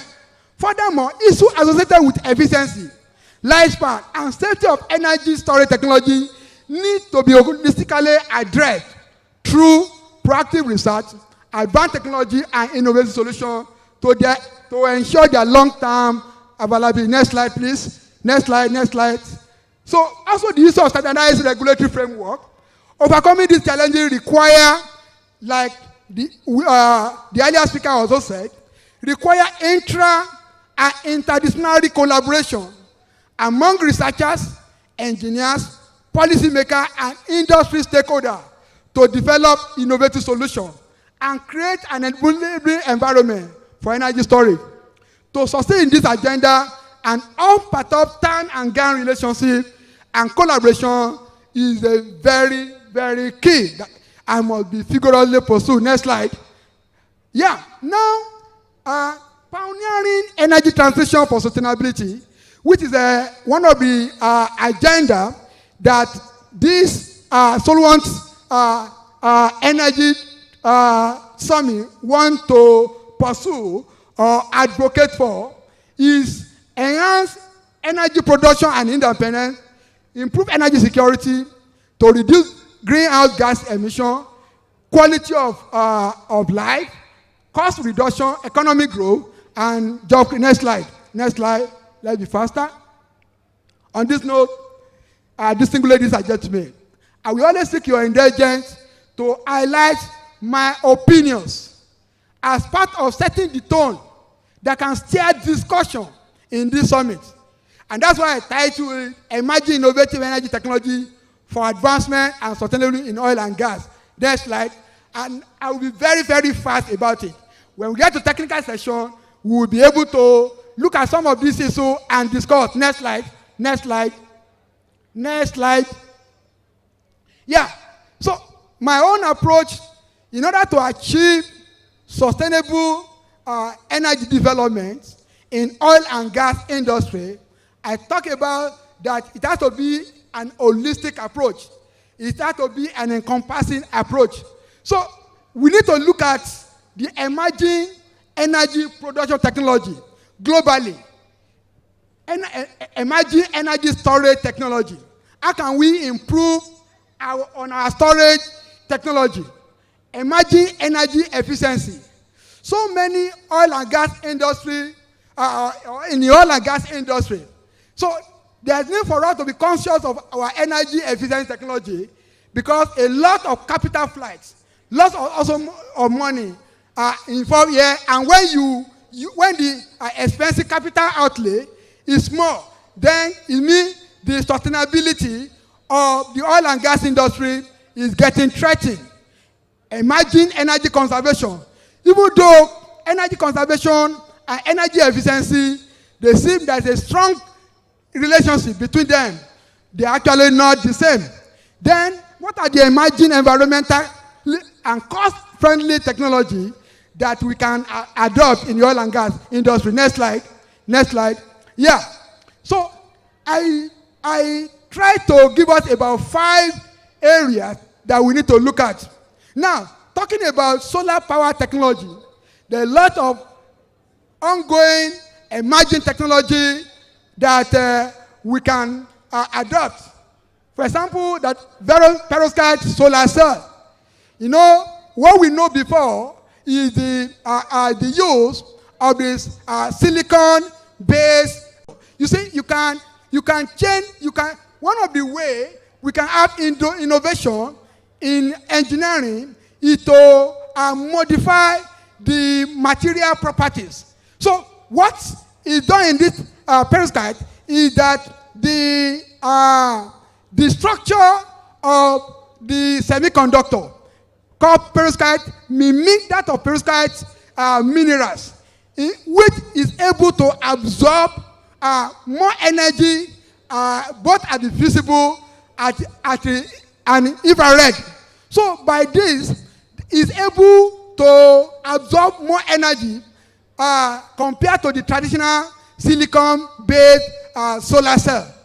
As a matter of fact, even both short wavelength and long wavelength. Now, even this technology has also gone a step further. Now we now have an hybrid, because it also have a little challenges. So we now have another hybrid whereby perovskite is hybridized with a silicon cell. So as a kind of a composite, and they use it to take the advantage in the silicon cell. Then we also have an organic photovoltaic cell that we can adopt. We can put funding on ground to stimulate research in this regard. This one is based on carbon-based, so which is also able to absorb. We have concentrated PV, talking about the lenses and mirrors. We have the quantum dot solar cell, which some of us are also aware. They are emerging that we can do some of these things. We can put funding to promote research in this and explore the advantage there. Because what this technology uses is a kind of nanotechnology of the quantum dot. And through that, you are able to enhance the efficiency. Next slide, please. Next slide. Then we have bifacial solar panel. So this is another technology whereby the both sides of the modules is actually is able to absorb energy. You know, so the radiance from the the sunlight, so is able the top is able to absorb. Then those one by virtue of the other side, reflection and other, so it's able to capture that. Then we have space-based solar panel. So space-based solar power, which is a satellite base, whereby you can capture energy results from the space. Next slide. Next slide. I'll be fast now. Others move. We have solar windows now that we can use in our oil and gas infrastructure, take advantage to our net energy and resolve some of the energy problem in the industry. Next slide. Next slide. Let's be faster now. Next slide. Okay. Next slide. Next. Yes, this is the typical. Please, my people, the audience. This is bifacial solar panel that I told you. So a lot of work is still ongoing in this regard. So we can look at this. Next slide. Please move. Let's just run through. Nuclear power. Next slide. This nuclear power in the Africa, for those who have nuclear power resource, Although there's a campaign against nuclear power, but new technology are being developed now. They are advancing technology whereby we have a better containment of some of these emissions of radioactive particles, which seem that this nuclear power is dangerous. So there are new technology that we can adopt, like I said the other time, that we cannot have, say, houses and continue to chew chewing gum. It means that whatever resources that you have, you can look at the best way, next slide, to take advantage of that. Please, just move on. Yes, of course, move on. Yes, these are also in the area of biofuel technology. These are new emerging technology which Professor Remy Uche also talk about in terms of gas, CNG. Next slide. Biofuel technology, whereby you can incorporate the spark ignition engine and the compression CNG together. Then, talking about the coal power plant, please, next slide, you will see some of the new, like I said, that I differ strongly that we cannot, we have coal in Enugu and some other places, we cannot abandon that. Can't we put money into funding to advance research and develop technology that we can make better use of this? So we have carbon capture. All the speakers today talk about carbon capture, utilization, and storage. This is one of the new technology used in coal power plant that we can reduce this emission, which is the campaign against coal technology. Next slide. Continue. Yes, emerging energy storage technology. We know all these things. If we get to technical session, we can discuss more. Next slide. Oh, so, back a little. Now, when we are talking about energy sustainability in the oil and gas industry, we must not look at the only production technology, storage technology. We must also look how we can use technology to better harness the energy resources at a minimum or even no wastage. And that's the reason why energy efficiency is very core. These are a lot new technology that are being used. The digitalization and automation of the oil field, the refinery, Internet of the things, big data, AI. Next slide. Where energy EMS, we all know that. Then there are new emerging, we can say cost-friendly and environmental friendly technology. One of it is a methane leak reduction system. It's a technology that people are putting funding on to see how they can, energy recovery system, smart charging station infrastructure, electric hybrid vehicle, chemical plastic. Yes, as I was rushing, there's also something about, as part of the energy efficiency, about the cell and heat exchanger. A lot of research now, they realize that they can have a better performance of cell and heat exchanger by having different baffle configuration, sinusoidal baffle, convex baffle, concave baffle, and even also modify the fins. There are a lot of new research that is showing that there is potential to enhance the performance of cell and tube heat exchanger, which we know is critical in the oil and gas industry. Next slide, as I'm rounding up.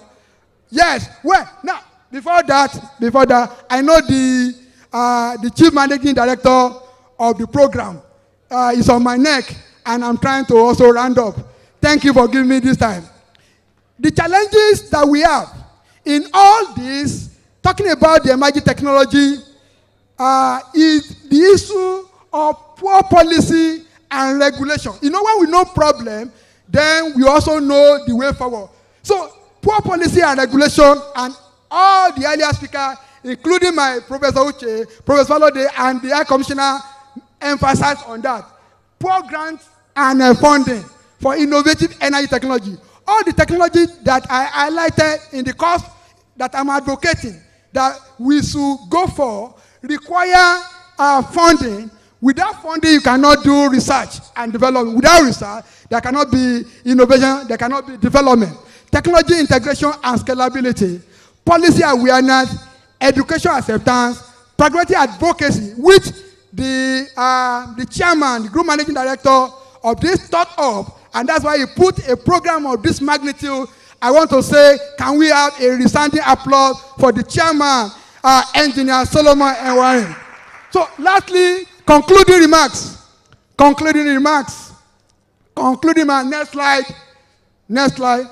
As we commit this summit to go to our technical discussion, our discussions will be geared towards a comprehensive approach to address energy poverty, social issues, environmental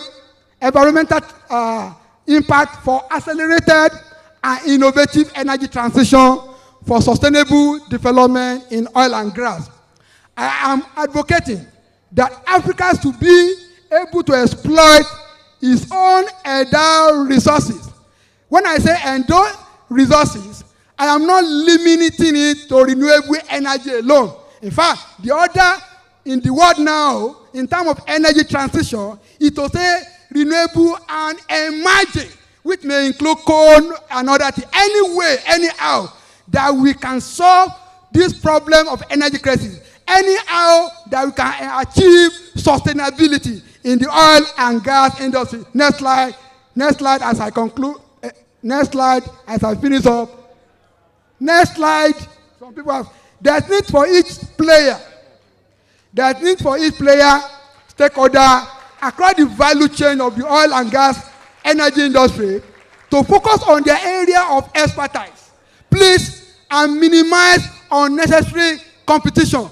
We already know that when it comes to piping coating technology, Solewant, Energy Training Institute, Solewant coating industry is the best. So there's no unnecessary competition. Rather, there should be a collaboration so the players and stakeholders will engage in a comprehensive intra- and inter-collaborative problem-solving activity towards maximizing the drive for innovative energy technology for advancement and sustainable development in the oil and gas industry. Government and stakeholders should support in this regard. I want to appreciate you for your rapt attendance. I am sorry for taking your time. I'm in the program, I'm actually giving 30 minutes. So sorry about that. And I want to say as we continue in our discussion, God bless you all. We are going to have a fruitful summit. Thank you.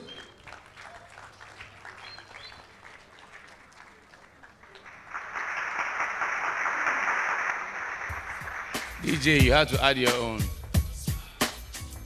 Thank you very much. Okay, so I'm moving on now to next slide. Sorry, next speaker. Thank you so much, Doctor.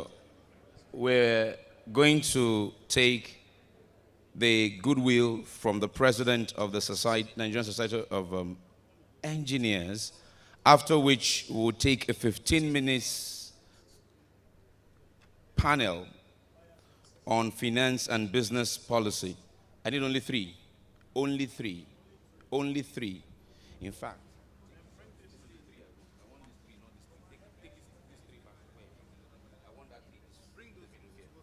just take these ones back.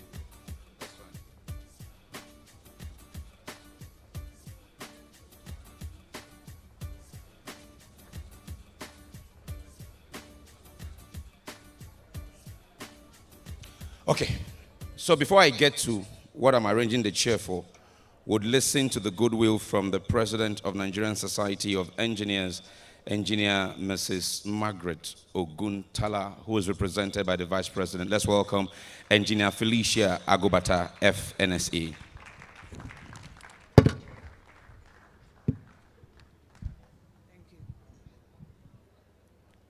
Good afternoon, everyone. I want to respectfully stand on the already established protocol while acknowledging the presence of the GMD/CEO of Solewant groups for organizing this summit. I also want to recognize Professor Remy Uche. He happens to be a member of the Engineering Accreditation Council of COREN, which I'm also a member. That's the committee that is pioneering, ensuring that Nigerian engineers are signatory to Washington Accord. That means that Nigerian engineers can practice in 193 countries in the world. Thank you for all that you do. I'm here to represent the president of the foremost engineering institution in the world, the Nigerian Society of Engineers, the first female president since 1958 during the inception of NSC. That means that it took 66 years for the NSC to produce the first female president in the person of Engineer Margaret Aino Oguntala, FNSC. I am Dr. Felicia Nena Agobata, Vice President, Corporate Services, representing the President. I'll quickly read her goodwill message. Distinguished ladies and gentlemen, I bring you sincere warm greetings from the Council and members of the Nigerian Society of Engineers. We are elated at the invitation extended to the NSC to be part of this important event. Moreover, I just met Mr. Solewant just last week, and that was when this invitation was extended to the NSC. So I must personally appreciate this gesture to the NSC. It also comes to fulfill what the president has promised, because part of her mantra is rebirthing the NSC for growth and development. And it's actually hinged on 5 pillars. One of the pillars is collaboration. So NSC is presently collaborating with like minds. And for Solewant Group, what he's running is an engineering business. So NSC needs to be represented in this kind of gathering. We really appreciate. This summit resonates with our society's determination to collaborate with government, industry, and other stakeholders to find solutions to national challenges and drive sustainable development. The relevance of the theme of this summit, pioneering technology and innovation to transition to sustainable energy in Africa, is highly relevant, and it speaks directly to the critical energy challenges facing our nation and the entire African continent.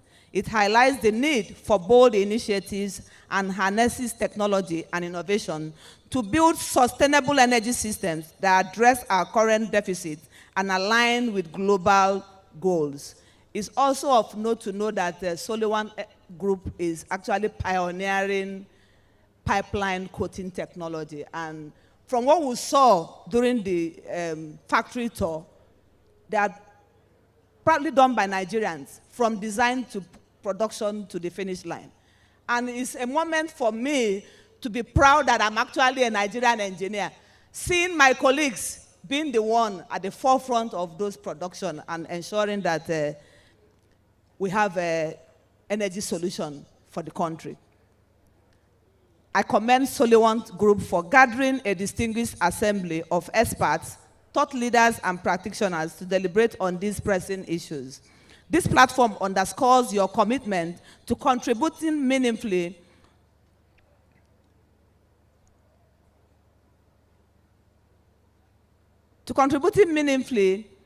to pressing issues. This platform underscores your commitment to contributing meaningfully to Nigeria's energy sector and, by extension, advancing Africa's energy transition agenda.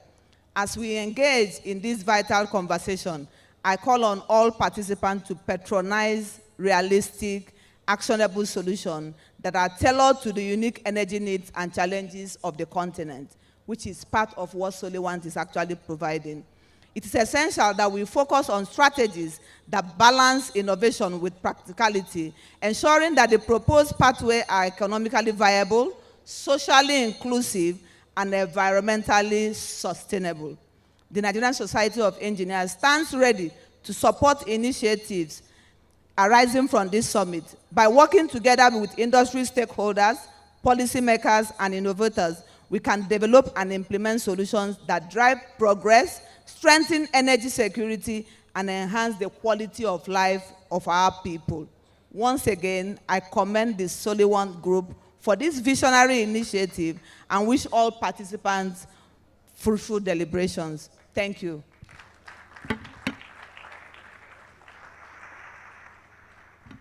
Okay, just before we get to the panel, if you are around the exhibition area and you are not manning an exhibition booth, please can you make your way back into this plenary session area? Two reasons. One, we want to take the panel and then close. And only those who are seated will be served the takeaway lunch that we have prepared. Only those who are seated here will be served the takeaway lunch that has been prepared.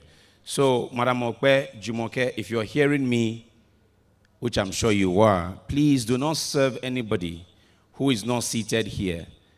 The VIP, you know where you had your tea in the morning. Once we're done with the panel, the VIP will proceed to where you had your tea. But for now, if you're not seated here, in this room here, you are not seated, they will not attend to you. And if you want to give them any sweat, these men whose chest, one of their chests is 3 of my own, will do us the honor of escorting you to your car. That's if you drove, or to the bus if you are entering one.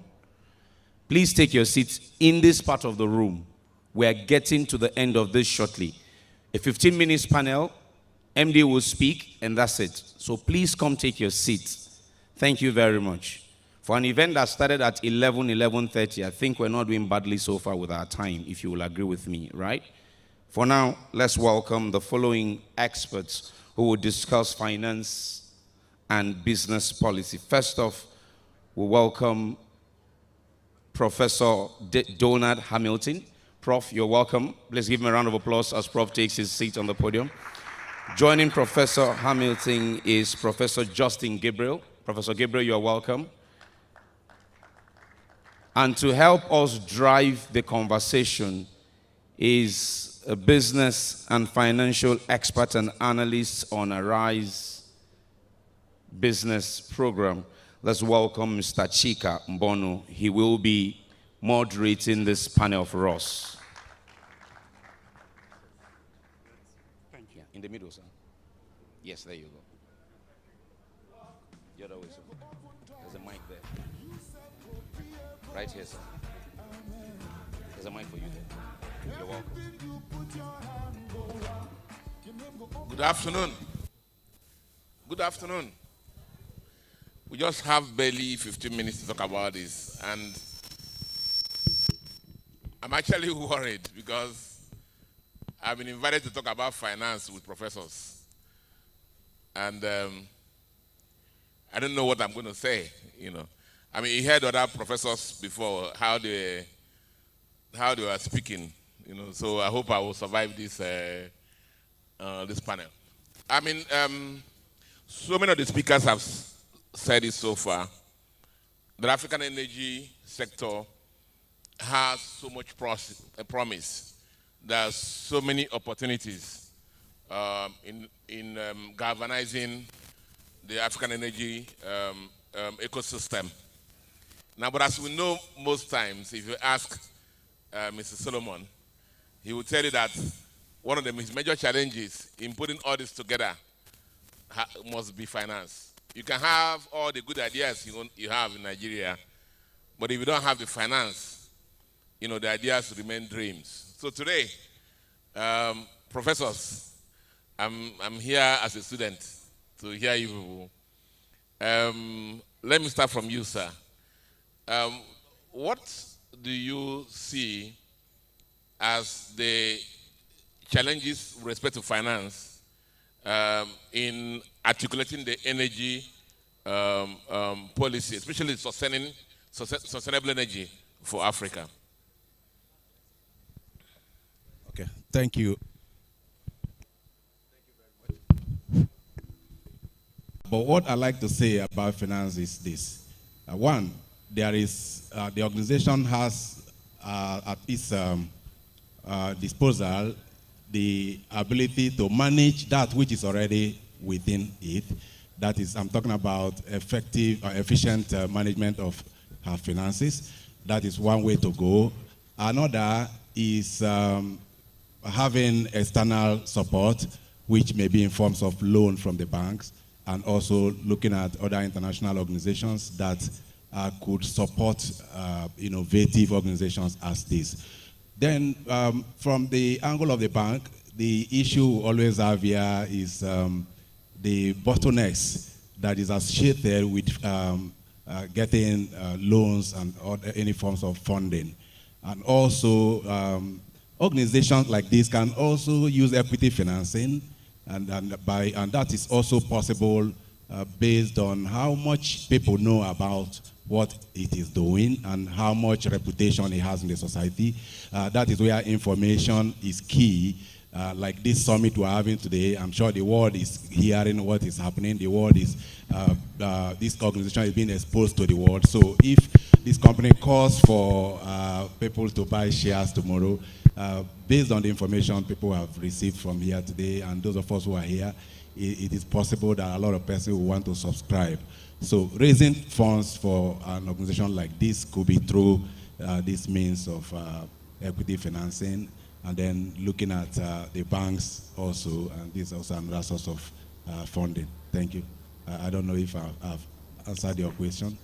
Okay, thank you, Prof. Prof, before I ask you your own question, do you have anything to add to the question I asked him? Yeah, my colleague has said quite a lot. Just to say that energy financing is not what we do now for the now. Energy financing should start from, you take it back to the point when we're in school. I mean, there has to be money for research and development, those are in these technology areas. It's not just that you're able to find money. You could find the money and not be able to find the people who will do what you want them to do, just to add to what he has said. Okay. Thank you, Prof. Thank you, Prof. One of the things the banks will tell you when they're lending is you don't lend to a business you don't understand. You don't lend to a business you don't understand. And where the banks have forayed into segments of the business community where they don't understand, there's always been a problem. If you go to the power sector, as it today, with the sale of the power generation companies and the discos, you'll find the amount of unperforming loans that the banks are carrying. So listening to the professor speak here, you hear so many buzzwords, gas something ratio, that. For a banker to be able to finance this sector, he must understand the sector. Oh, sure.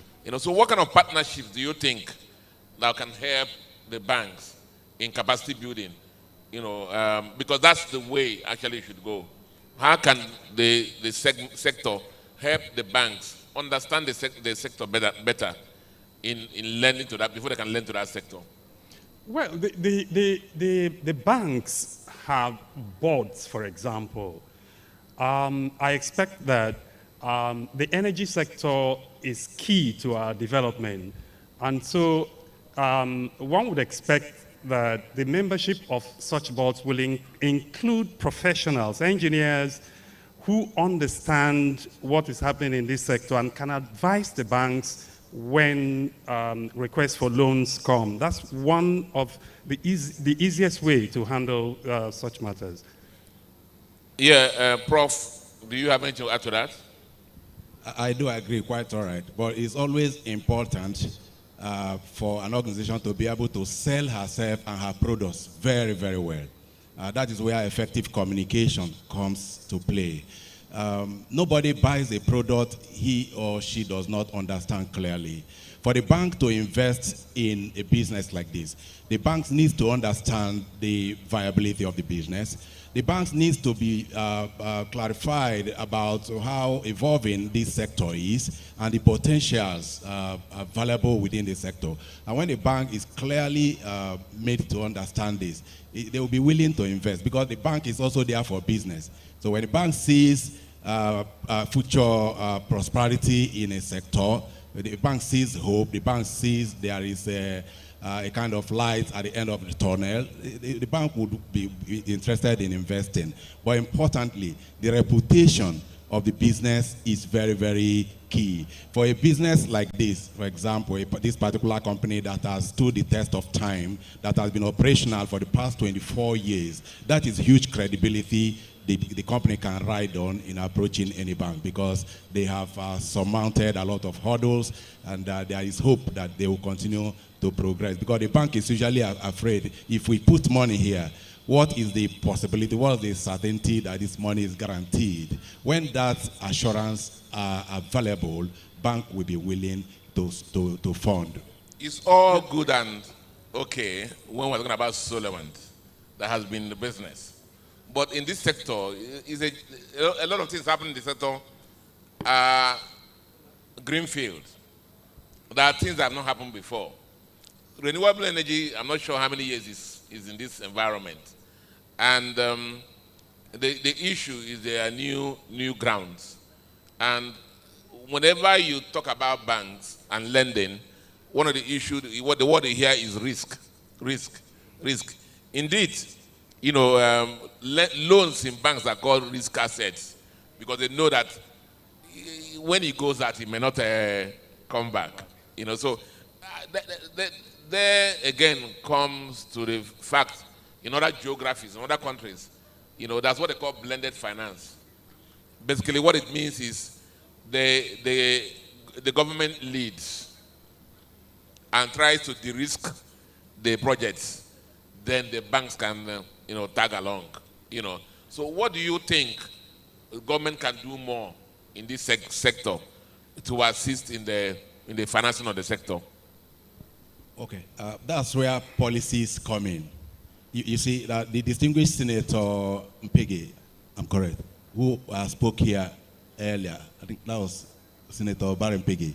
He talked about the ongoing tax law that they are past the second reading. Yeah, so if that comes into light, it is going to also be a lot of help for businesses. Now, they can also continue to think of other ways of helping growing businesses. What policies can government make to cushion this challenge of the bank not being supportive, being afraid of if the business will survive? Government can bear part of the risk to say, for upcoming infant sector or sectors that their products have not been widely acceptable or widely known in our land, we can make policies to guarantee the risk that's associated with them to a certain percent, and then the individual organizations can now bear certain percent of such risk.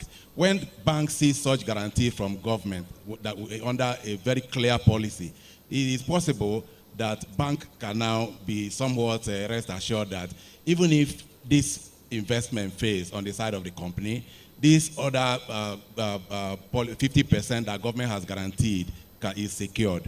So when that happens, with time, we can always stabilize. Yeah, it's also in addition, just like we did in agriculture, in the energy sector can also benefit from, loans relating to projects in the energy sector can benefit from reduced interest rate and such policies, just to add to what he has said. Okay. Our members here listen to us. We have about 3-4 minutes remaining. If you have any questions directly for the panel, please, can you ask? Any questions in finance, observations, comments, please? Microphone, please. Microphone, please, for him.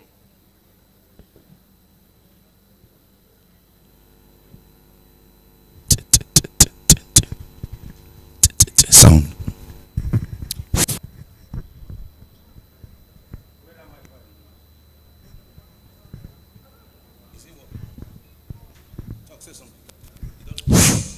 Yeah, my name is Emmanuel Okene, MD Gas Stocks Limited.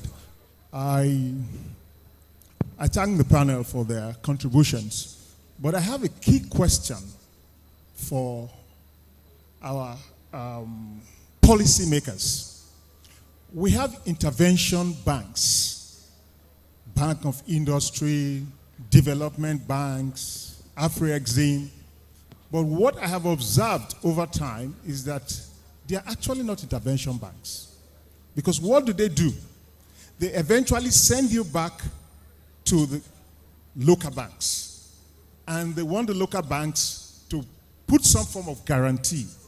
At the end of the day, you're still back to the standard corporate banking system, which makes it impossible for projects like this to survive.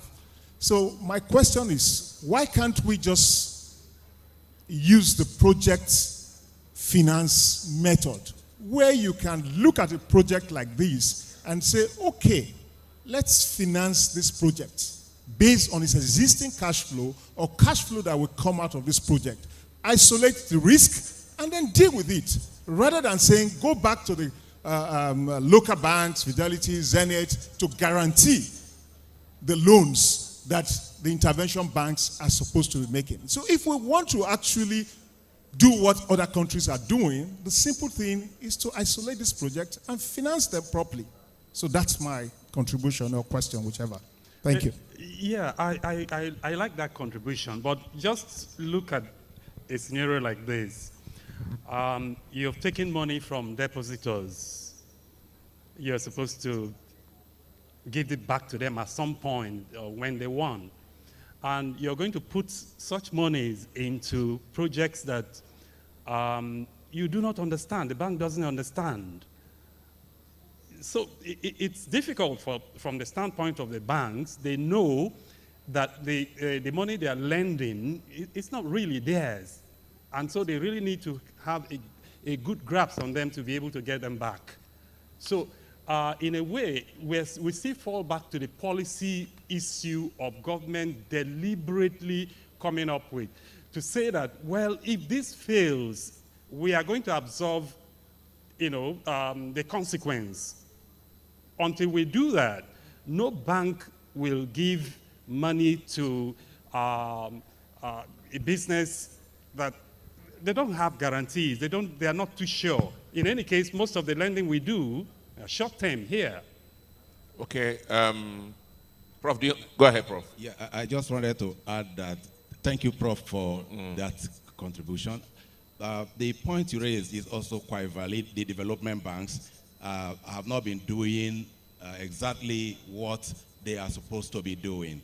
So, and that is the essence of this type of meeting, this type of summit, that at the end of the day, these issues raised that, look, the development banks were expected to intervene in times like this, or in situations like, rather than push back investors to the other general commercial banks. Okay, so it can come out as part of the communique, as part of the document that will resonate from this meeting, that entrepreneurs are calling on development banks to actually live up to their expectations. If there are policy constraints that have not enabled them function optimally at that level, such policies can be reviewed and improved for the betterment of entrepreneurial development in Nigeria. Thank you.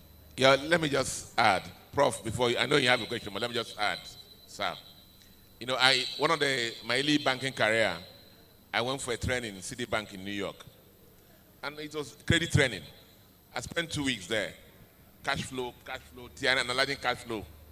And when I came back to Nigeria, I couldn't use it.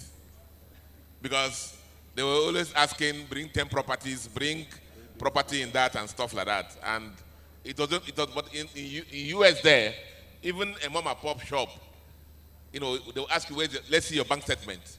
And you're making sales. And they lend to you on the basis of the money is coming in. And that's what is that. But I mean, it's neither here nor there. Nigeria here, when people take bank money, the next day they go and buy Jeep, marry second wife, take chief standing title. But not everybody. So a lot of banks will want a second way out. But I want to assure you also that the BOIs and even Afro-Exim Bank, they have what they call direct lending. Direct lending based on the well-packaged projects. Some of the projects some of you take to these banks are poorly packaged. When they say that you should pay the right money, when you are sick, you go to a doctor. When you have a kid, go to a lawyer. When consultants like us say, come, let's package something for you so you can go to the bank, because you save money. You will not bring money. You just write a letter. I apply for a loan of, and when you go to the bank, they push you back. It happens that way. So the right packaging is very important to enable you get the right ear in those industry, in BOI and whatever. Because just going to say, go and get a guarantee from GT Bank or Fidelity means they're not taking any risk. They're not taking any risk. They're just providing liquidity, which is not the right thing. But they do direct lending for well-packaged projects. Okay? Prof, you wanted to say something? This should be the last because our time is up. Thank you. Thank you very much, moderator.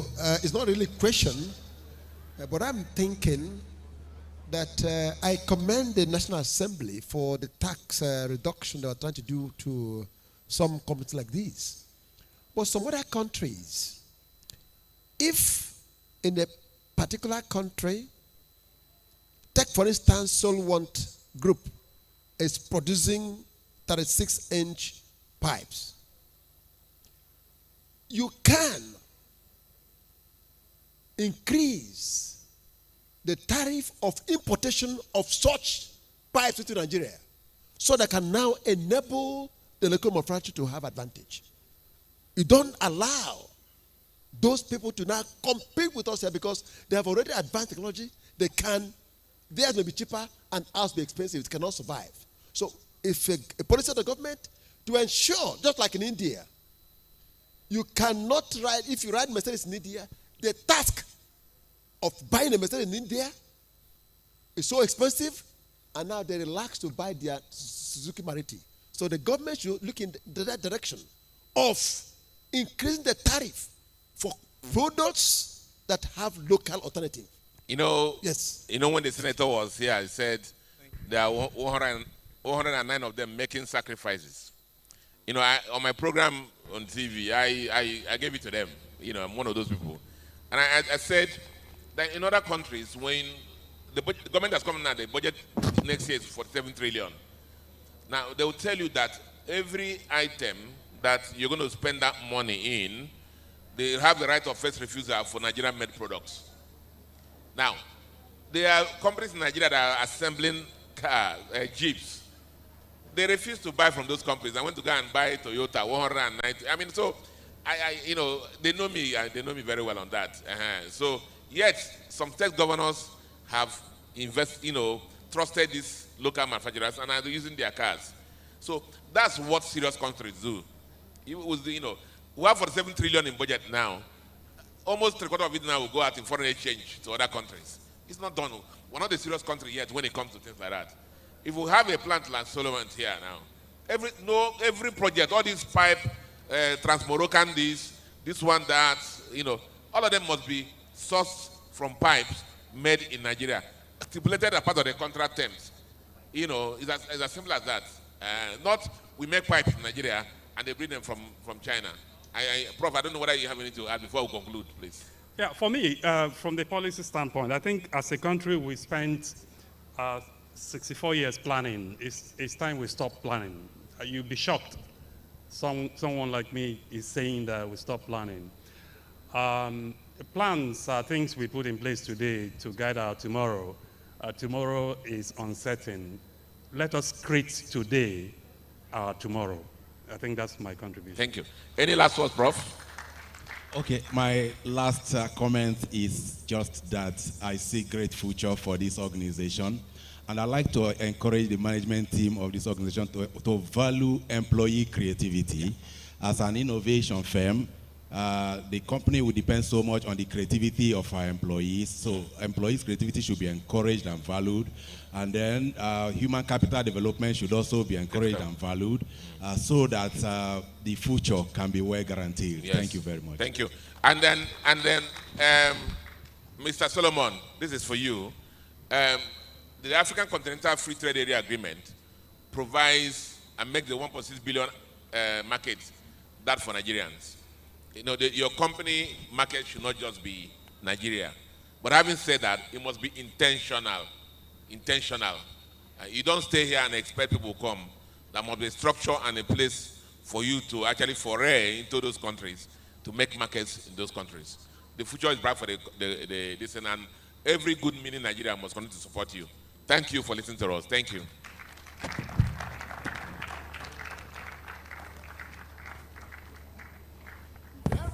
Can we give them another round? Thank you. Thank you. Can we give them another round of applause, please? We can do better for them, taking us into opportunities and what to do in the economic sector. Before we take the closing remarks, let's get a goodwill message from the representative of Oil and Gas Trainers of Nigeria, Octan. Representing the president is Engineer Chika Chinwa, MD Herok Nigeria Limited, Assistant General Secretary, Octan. Thank you very much. Goodwill message from them.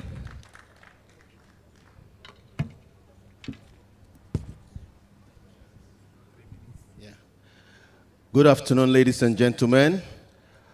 Distinguished guests, I just want to use this opportunity from my president, Mr. Maase Sam Oyechi, the president of Oil and Gas Trainers Association of Nigeria, to say a big congratulations to the Solewant Group for this energy summit that is promoting innovation and collaboration and sustainability. It's been a long day, so I'm not going to be speaking much, but from Octan and the Solewant Energy Training Institute that you also have, Octan is really concerned about the human capital development for the oil and gas sector and energy sector. And I see a huge collaboration between Octan and Solewant Group. Thank you very much. Congratulations, Engineer Solomon, for a good work and your team. Thank you. Thank you. When you do good, you have a lot of friends. Everybody from morning has been excited and wants to collaborate with Solewant. Well, that's it. We've had quite an interesting day and tickled our intellects. Let's now close formally by inviting once again our host and GMD Solewant Group, Mr. Solomon Ewanehi, for the closing remarks.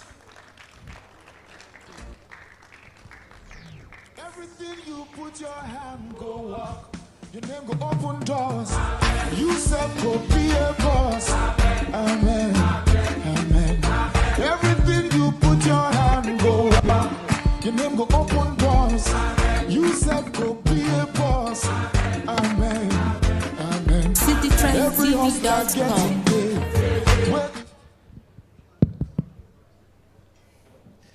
All right. Good afternoon, ladies and gentlemen. I'm here once again. I want to sincerely say thank you for everything. Since morning we have been here. But before I say a closing remark, I want to share a little story with us. I told this story to Petan team when they visited a few months back to our facility. I was in China in May and did a factory or rather facility tour to some of our vendors, or rather what looks like what we are doing here, to see what they are also doing there. And I asked a question: how many workforce do you have here? For instance, Baosti. Baosti employs 14,000 workforce. Dr. Felicia, you were asking me a question at the factory. That's why I'm coming back to that now. And you know what that means. Then I traveled from Shanghai to Tianjin. TPCO employs over 4,000 workforce. And these are automation factories. But here where we are struggling to retain, sometimes when we don't have work, 150, just like we have now, maybe 300, 150 workforce. And you can see what we are missing here. And the missing gap is that what we think is not going on here, someone else is doing it. And we keep talking about waivers. Everybody run to the presidency to get waivers. And the idea is to make sure we remain perpetually where we are. That's why the ambassador spoke the way he spoke earlier. Because he's been in the industry and the politics in there is really, really huge on our shoulders. So, we've got to also take that back as part of what we need to look at. So for the rapporteurs, please take note of this. It's something that we also will need to look at. I talked about our group here earlier. We have the MDs of various subsidiary groups. They've been here running up and down. Solewant Nigeria Limited, Fee Joint Coating Limited, Specialty Protective Coating and Paints Limited, Pipe and Metal Industry Limited, Solewant Energy Training Institute. So on behalf of this subsidiary and as a group, we want to sincerely thank each and every one of us who sincerely, from the bottom of their heart, want to make history. We have a journal published already, and we are moving on to the next phase, just like the distinguished senators talked about, that we should also be able to advise them what we are looking at. And of course, the take-home of this particular summit and exhibition will be the new ways of looking at it. Renewable energy, emerging energy systems, and all that the paper presenters talked about earlier are things that the rapporteurs are going to put together like a compendium. We are going to send copy to the Senate President and the National Assembly as well. So all that we have, we are going to be part and parts of what they're going to take home. So as we draw the curtain of this 8th Energy Summit and exhibition close, we wish to extend our profound gratitude to all our stakeholders whose effort and contribution made this event a resounding success. Our esteemed partners, local and international. Of course, in the evening today, we're going to be giving out an award. That's why we tagged it an award night. We'll be giving an award to 2 distinguished partners, foreign partners. Siemens BV of Netherlands, they've been with us. We also have Canusa CPS of Netherlands as well. And these partners have really supported what we do here, and for a very long time, Solewant has come to stay, raising the bar and thinking differently and doing things that will make Nigerians to know that, yes, it is possible for us to do it. By extension, just like the NSC president said, collaboration is the key, which is very, very important for us to note. We deeply appreciate every individual organization that played a role, whether through planning, resource provision, or participation. This summit stands as a testament to what we can achieve and together in advancing sustainability, innovation, and excellence within the energy industry. Your partnership inspires us, and we are excited about the opportunities ahead as we continue to do this journey in energy transformation. Thank you for being an integral part of this milestone. We look forward to welcoming you again in the future edition of the Africa Energy Summit. Together, we shall continue to power the progress of us all. Thank you, everyone.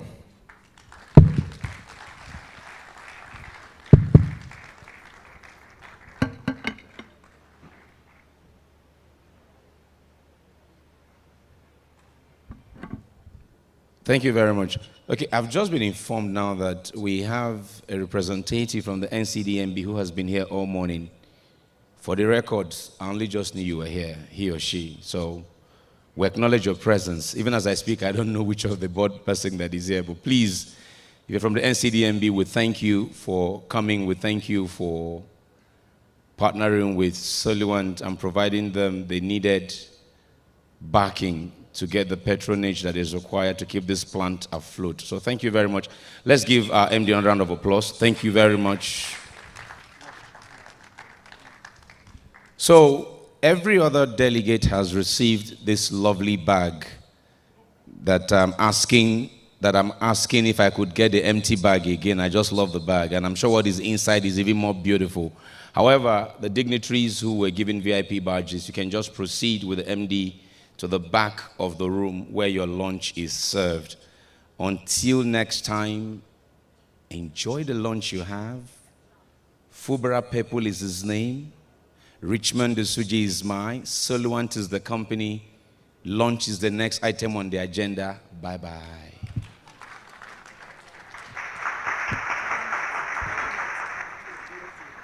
If you are invited, the gala, the Merit Awards night is at La King's. If you are invited.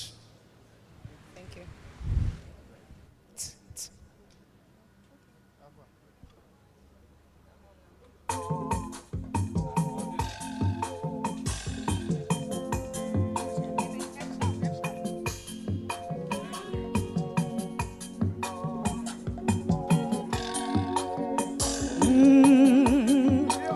Ebenezer, Ebenezer,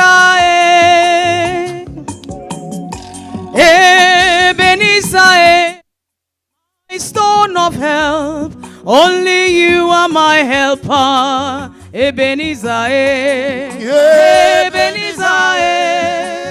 Ebenezer, Ebenezer, my stone of help. Only you are my helper.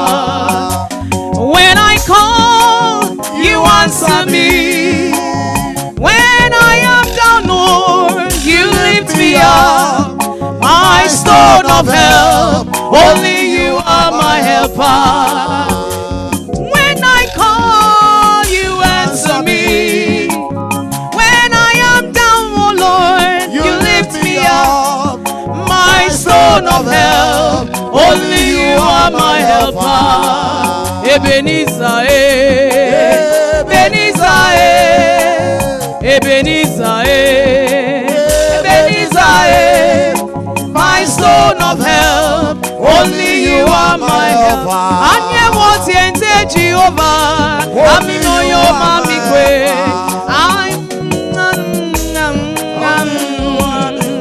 Only you are my helper, Lord. Only you are my helper. Only you are my helper, God. Only you are my helper. Only you are my helper.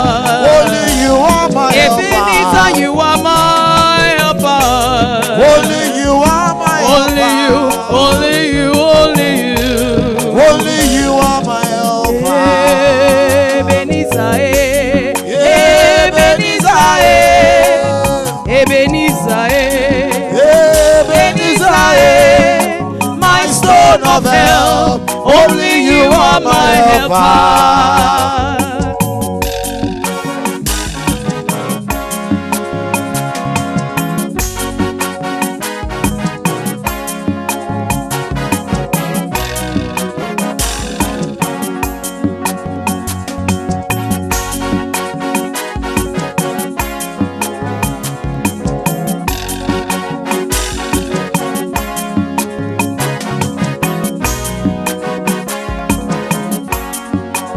Samuno besigima Jentamuno forie.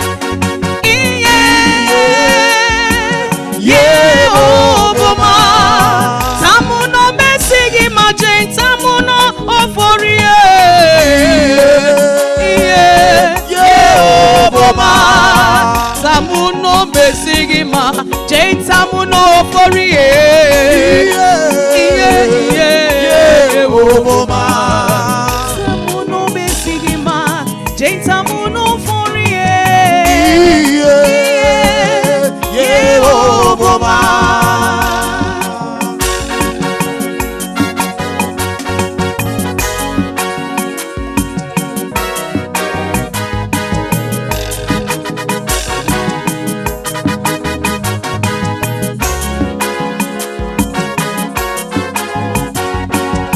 Sona grina teme alabo, sona grina teme alabo.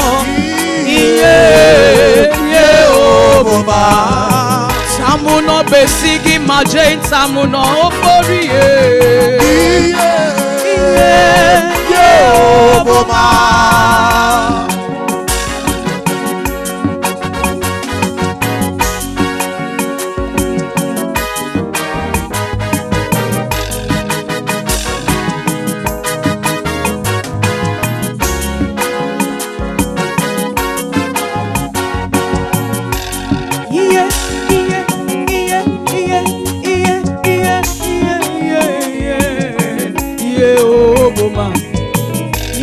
Obama, yeah, Obama, yeah, Obama,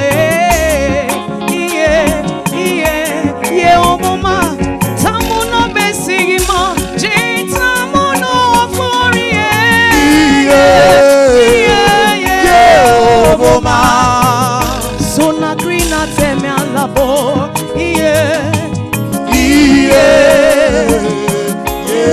Obama.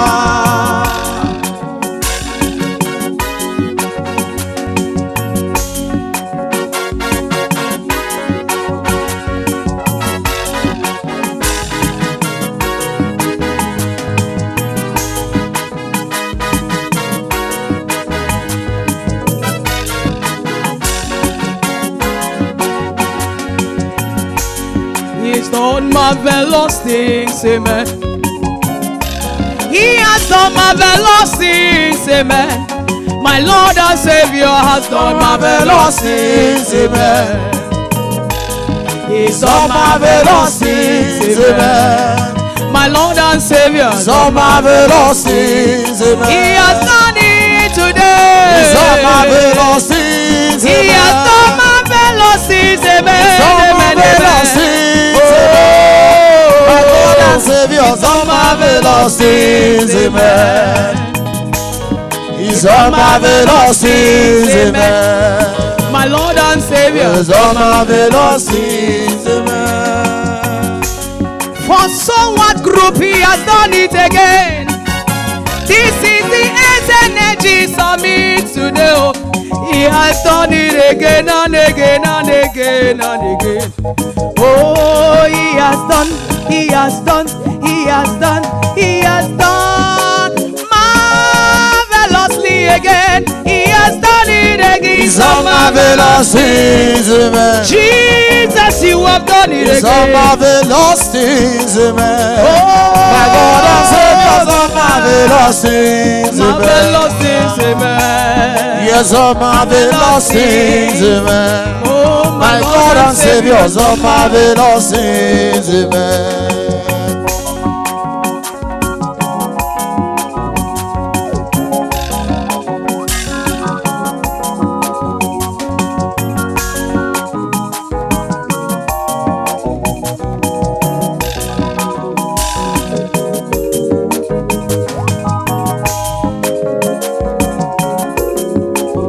Father, to You, oh, be all the glory.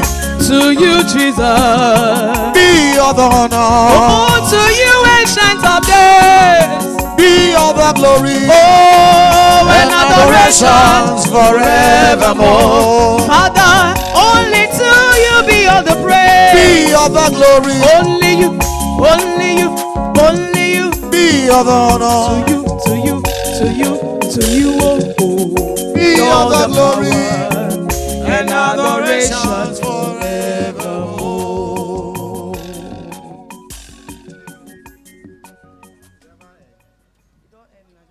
They don't share thanks. That mute.